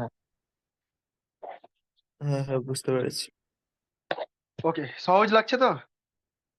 হ্যাঁ হ্যাঁ হ্যাঁ হ্যাঁ হ্যাঁ হ্যাঁ লাগছে। বুঝতে পারছি, সহজ লাগছে। ওকে, তাহলে ফার্স্ট প্রবলেমটা ক্লিয়ার হয়ে গেল। এইরকম প্রবলেম থাকতে গেলে আমরা এই একক, সাইন, লগারিদম, এক্সপোনেনশিয়াল এগুলোকে কাজে লাগাবো। যেমন এই প্রবলেমটা দেখ, এই প্রবলেমটাতে এক্সপোনেনশিয়াল আছে, কি আছে, এরকম আছে যে V is equal to V zero E পাওয়ারে মাইনাস ল্যামডা টি। তোকে উল্লেখ করে দিয়েছে যে ভি এবং ভি জিরো, এটা ভি জিরো হবে, ভি এবং ভি জিরো আর ভেলোসিটি, দুটো ভেলোসিটি বলে দিয়েছে, ভিটাও ভেলোসিটি, ভি জিরোটাও velocity, and T is the time, টিটা টাইম বলেছে। Find the dimension of lambda, lambda ডাইমেনশনটা বের। তুই বুঝতেই পারছিস ল্যামডা ছাদে উঠে বসে আছে একদম সিলিং এ, তো ল্যামডা ডাইমেনশন কি করে বের করবি? ভি এর ডাইমেনশন আর ভি জিরো ডাইমেনশন তো সেম বলেছে, তাহলে নিশ্চয়ই এটার কোনো ডাইমেনশন নেই, তা নাহলে সেম কাম করা হবে। আবার তুই এমনিও জানিস যে এক্সপোনেনশিয়াল টার্মের কোনো ডাইমেনশন হয়ই না, তাহলে কি করবি? তুই দেখলি এক্সপোনেনশিয়াল টার্মের কোনো ডাইমেনশন, তাহলে এক্সপোনেনশিয়ালের যে আর্গুমেন্ট আছে মানে ল্যামডা টি আছে, ল্যামডা টিরও ডাইমেনশন থাকবে না, it is also dimensionless, M zero L zero T zero হবে এটা। তার মানে আমাকে যদি ল্যামডার ডাইমেনশন বের করতে হয় তাহলে 1/T এর ডাইমেনশন বসাতে হবে, মানে টি ইনভার্স, হ্যাঁ কি না? হ্যাঁ কত ইজি দেখ, এটাও প্রিভিয়াস ইয়ার কোশ্চেন, এত সহজ সহজ কোশ্চেন আছে যে টাইমই লাগবে না, এটাতেই বলে 4 মার্ক। আচ্ছা, নেক্সট কোশ্চেনটা আমি তোদের হোমওয়ার্ক হিসেবে দিয়ে দিচ্ছি, বলতে পারবি এটা কোন ইকুয়েশন? ভ্যান্ডার বলস। ভ্যান্ডারওয়াল গ্যাস সমীকরণ, ভেরি গুড। তো এই সমীকরণটা আমি তোদের কাজ দিলাম, তোরা নিজেরা এটাকে চেষ্টা করবি। আমি একটু হিন্টস দিয়ে দিই, যখন কোনো কোয়ান্টিটিকে আমরা প্লাস করি, এ আর বি যখন প্লাস করছি বা মাইনাস করছি, মনে রাখবি এ এর ডাইমেনশন যা হবে বি এর ডাইমেনশনটাও সেমই হবে। যদি ডাইমেনশনালি সেম না হয় তাহলে প্লাস করতে পারবো না। আমি লেন্থের সাথে লেন্থকেই প্লাস করতে পারি, লেন্থের সাথে কখনো টাইম প্লাস করতে পারি না, ঠিক আছে? তো সুতরাং প্লাস মাইনাসের এই ব্যাপারটা খেয়াল রেখে এই প্রবলেমটা তোরা নিজেরা করবি, সলভ করে। আমি হোমওয়ার্ক হিসেবে দিয়ে দিলাম, ইম্পর্টেন্ট আছে। তোদের এই স্লাইডের মধ্যে অনেক প্রিভিয়াস ইয়ার কোশ্চেনও সলভ হয়ে যাবে, বুঝলি? আমি অনেক প্রিভিয়াস ইয়ার কোশ্চেনও দেবো, প্লাস নিজের বানানো কিছু দিব, যাতে কনসেপ্টটা তোদের ক্লিয়ার হয়। আচ্ছা, এবার বাকি জিনিসটা যেটা করাবো, একটু ওয়েট করাবে, একটা জিনিস বের করে নি, কিছু কোশ্চেন লেখা নেই, এটা লেখাগুলো দেখে তোদের বলছি।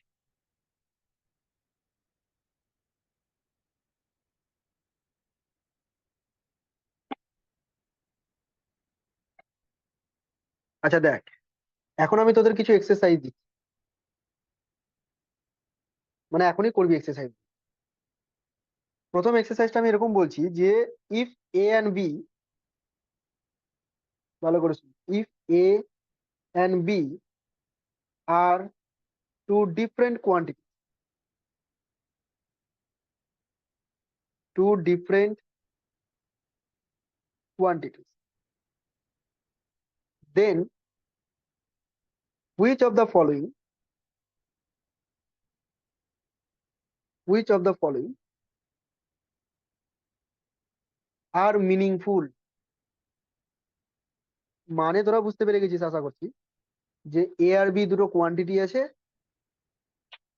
আলাদা আলাদা কোয়ান্টিটি আছে, ডিফারেন্ট কোয়ান্টিটি বলেছি, খেয়াল রাখিস, আলাদা আলাদা কোয়ান্টিটি। তো এই কোয়ান্টিটি গুলো দিয়ে আমি কিছু এক্সপ্রেশন লিখবো, তোদেরকে বলতে হবে নিচের কোনগুলো মিনিংফুল, মানে কোনগুলো সঠিক এবং কোনগুলো ভুল। যেমন প্রথমটা আমি বলছি, প্রথমটা বলছি এ প্লাস বি, এটা কি মিনিংফুল না কারেক্ট নাকি ভুল লিখেছি বল? ভুল, কারণ দুটো ডিফারেন্ট ছিল, ওদের এডিশন করা যাবে না। একদমই তাই। তাহলে যখন আলাদা আছে এদেরকে অ্যাডিশন করা যাবেই না, অর্থাৎ এটা ভুল বলেছি, ডিফারেন্ট কোয়ান্টিটি। যদি সেম কোয়ান্টিটি হতো তাহলে আমি প্লাস করে দিতে পারতাম, ঠিক আছে? আচ্ছা, নেক্সট আমি লিখছি 2 নম্বরে এ মাইনাস বি, এটাও রং। এটাও হবে না। এটাও রং। ওকে, এটাও সম্ভব না, কারণ সাবস্ট্রাক্ট করা যাবে না ডিফারেন্ট কোয়ান্টিটি। আচ্ছা, থার্ড ওয়ার্ড আমি লিখছি, ভালো করে খেয়াল করবি, এ ইন্টু বি, এটা হবে। Yes or no? হবে হবে এই হ্যাঁ। এ ইন্টু বি হবে। হ্যাঁ হবে। কেন হবে এ ইন্টু বি? কারণ ডিফারেন্ট কোয়ান্টিটিকে আমরা মাল্টিপ্লাই করতেই পারি। একটা এক্সাম্পল দিয়ে দিই, mass is equal to density into volume. আচ্ছা, এরপরে বলবি ডিভিশন করা যাবে? হ্যাঁ, করা যাবে তো। অবভিয়াসলি করা যাবে। Density equal to mass by volume, মানে উল্টো পাল্টা ডিফারেন্ট কোয়ান্টিটি থাকলেও ওদেরকে আমরা করতেই পারি ডিভিশন আর মাল্টিপ্লিকেশন, শুধু সমস্যাটা হচ্ছে অ্যাডিশন সাবট্রাকশনের ক্ষেত্রে। শেষ হয়নি, আরো আছে দেখ। এরপরে আমি একটা দিচ্ছি, ভালো করে শুনবি, sine A by B, is it possible or not?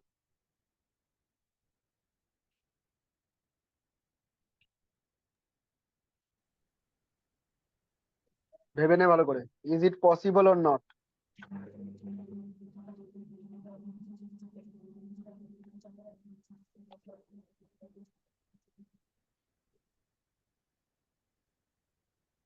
হবে না এটা।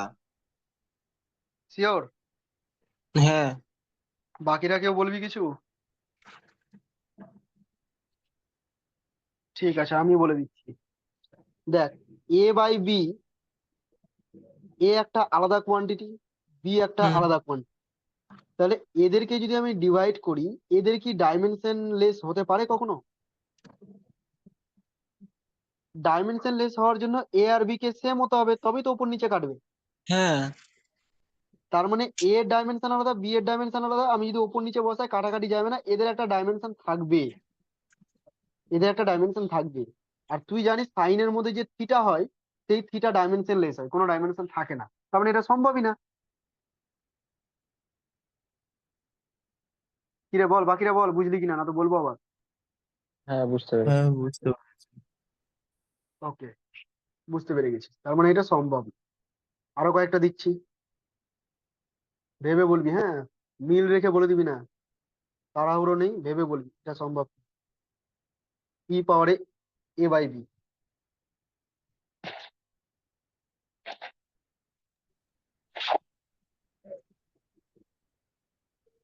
এটাও সম্ভব নয়। এটা হবে না। এটাও সম্ভব না, কারণ এ বাই বি এর ডাইমেনশন থেকে যাচ্ছে। তাহলে এটা বল দেখি, ই পাওয়ারে এ ইন্টু বি সম্ভব কিনা? এটাও সম্ভব না। সম্ভব না। এটাও সম্ভব না। আচ্ছা দেখ, এটাও সম্ভব না বলছিস, একটা এক্সাম্পল হিসেবে আমি দেখিয়ে দিই এটা কেন সম্ভব হচ্ছে না। এ আলাদা একটা ডাইমেনশন, বি আলাদা একটা ডাইমেনশন, মানে এদেরকে গুণ করতে গেলে আমি কিছু একটা ডাইমেনশন পাবো, তাই তো? হ্যাঁ। এবার তুই ধরে নে আমি এ এর ডাইমেনশনটাকে এল ধরছি, আর বি এর ডাইমেনশনটাকে এল ইনভার্স ধরছি, হলো কিনা আলাদা কোয়ান্টিটি? একটাকে এল ধরলাম, একটাকে এল ইনভার্স ধরলাম, আলাদা কোয়ান্টিটি হলো? এরা আলাদা কোয়ান্টিটি হয়েছে। তো এদেরকে যদি মাল্টিপ্লাই করি কোনো ডাইমেনশন নেই, আর যদি কোনো ডাইমেনশন না থাকে তাহলে তো এটা সম্ভব হয়ে যাবে। বল হিট করলো কিনা পয়েন্টটা? দাদা আরেকবার বলো। স্যার একবার আরেকবার বলি, বলুন। হ্যাঁ আরেকবার বলি, শোন। এ আর বি দুটো ডিফারেন্ট কোয়ান্টিটি, তো আমি একবার প্রথমে ধরলাম যে এর ডাইমেনশন হচ্ছে এল, আর ধর বি এর ডাইমেনশন আমি বলে দিলাম যে এল টি মাইনাস। তাহলে এ ইন্টু বি করতে গেলে যে ডাইমেনশনটা পাবি সেটা পাবি এল স্কোয়ার টি মাইনাস, মানে পার্টিকুলার একটা ডাইমেনশন থেকে যাচ্ছে। তো তখন তুই বলে দিচ্ছিস যে ডাইমেনশন থেকে যাচ্ছে মানে এটা সম্ভব না, এটা ভুল, এটা বলবি। কিন্তু আমি যদি এরকম করে দিই যে এ এর ডাইমেনশনটা হচ্ছে এল আর বি এর ডাইমেনশনটা হচ্ছে 1/a, তাহলে এ ইন্টু বি করতে গেলে দেখ তবুও কিন্তু এটা ডিফারেন্ট কোয়ান্টিটি, তখন কিন্তু এটা ডাইমেনশন লেস হয়ে যাচ্ছে, কোনো ডাইমেনশন থাকছে না এটা। তো তখন তো এটা সম্ভব হতেই পারে যে এ আর বি এর কোনো ডাইমেনশন নেই। তার মানে দুটো কেসই সম্ভব এখানে, এটা হ্যাঁ হ্যাঁ ডাইমেনশন লেস হতেও পারে আবার নাও হতে পারে। তাহলে তুই বলবি এরকম, এটা মে এক্সিস্ট, এটা হতেও পারে, আবার মে নট এক্সিস্ট, নাও হতে পারে, আমি জানি না। কোনো হুম কনক্লুশন করা যাবে? ক্লিয়ার হয়েছে বল? হুম হ্যাঁ হ্যাঁ ক্লিয়ার। ওকে, ভেরি গুড, ক্লিয়ার হয়ে গেছে। আর একটা আমি লাস্ট দিয়ে দিই, তোরা পারিস কিনা দেখ। 8 নাম্বার, লগ বি বেসে এ, possible or not?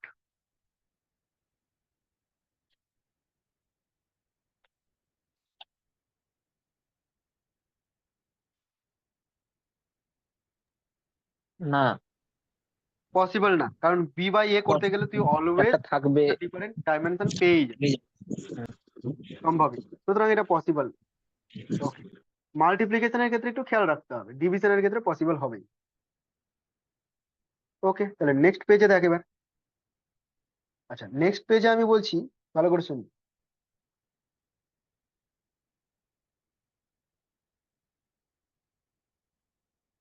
Which equations can be derived from dimensional analysis?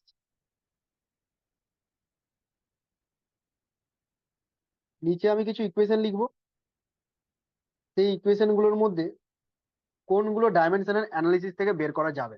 Like, প্রথম ইকুয়েশন দিচ্ছি, F equal to 6 pi eta R V. Class 11-এ স্টোকস এর যে সূত্র ছিল সান্দ্রতা চ্যাপ্টারে, সেখানকার ফর্মুলা লিখলাম। তোরা আমাকে বলবি এই ইকুয়েশনটা ডাইমেনশনাল অ্যানালিসিস থেকে কি বের করা সম্ভব নাকি সম্ভব না?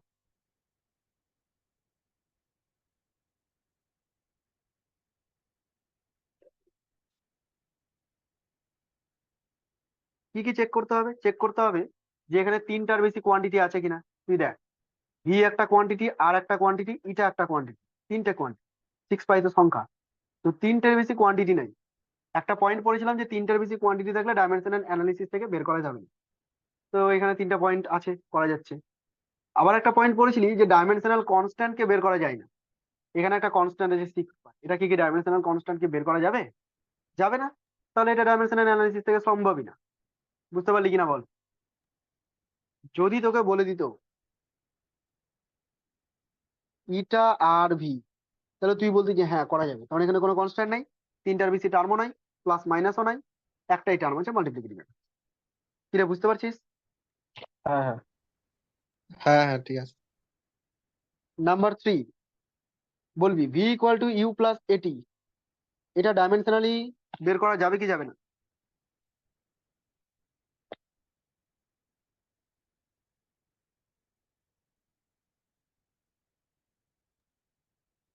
যাবে তো মনে হচ্ছে। মোর than one term, first point ছিল। যাবে তো। মোর দেন ওয়ান টার্ম থাকতে গেলে বের করা যায় না। প্লাস মাইনাস দিয়ে আমরা করতে পারি না, মনে করে দেখ, আমি বলেছিলাম শুধু গুণ থাকতে হবে, প্লাস দিয়ে আমরা কিছু করিনি। ঠিক আছে, প্লাস বা মাইনাস দিয়ে যখনই টার্ম চলে আসবে, একের বেশি টার্ম, এটা একটা টার্ম, এটা একটা টার্ম, দুটো টার্মের ক্ষেত্রে আমরা কখনোই বের করতে পারবো না, মনে থাকবে। বুঝলাম না এখানটায় কি হলো। বুঝলি না? তোকে রাশিমালাটা এরকম হতে হবে যেন গুণ আকার, X Y, V equal to A T, S equal to half A T, মানে এরকম শুধু গুণ আকারে থাকে।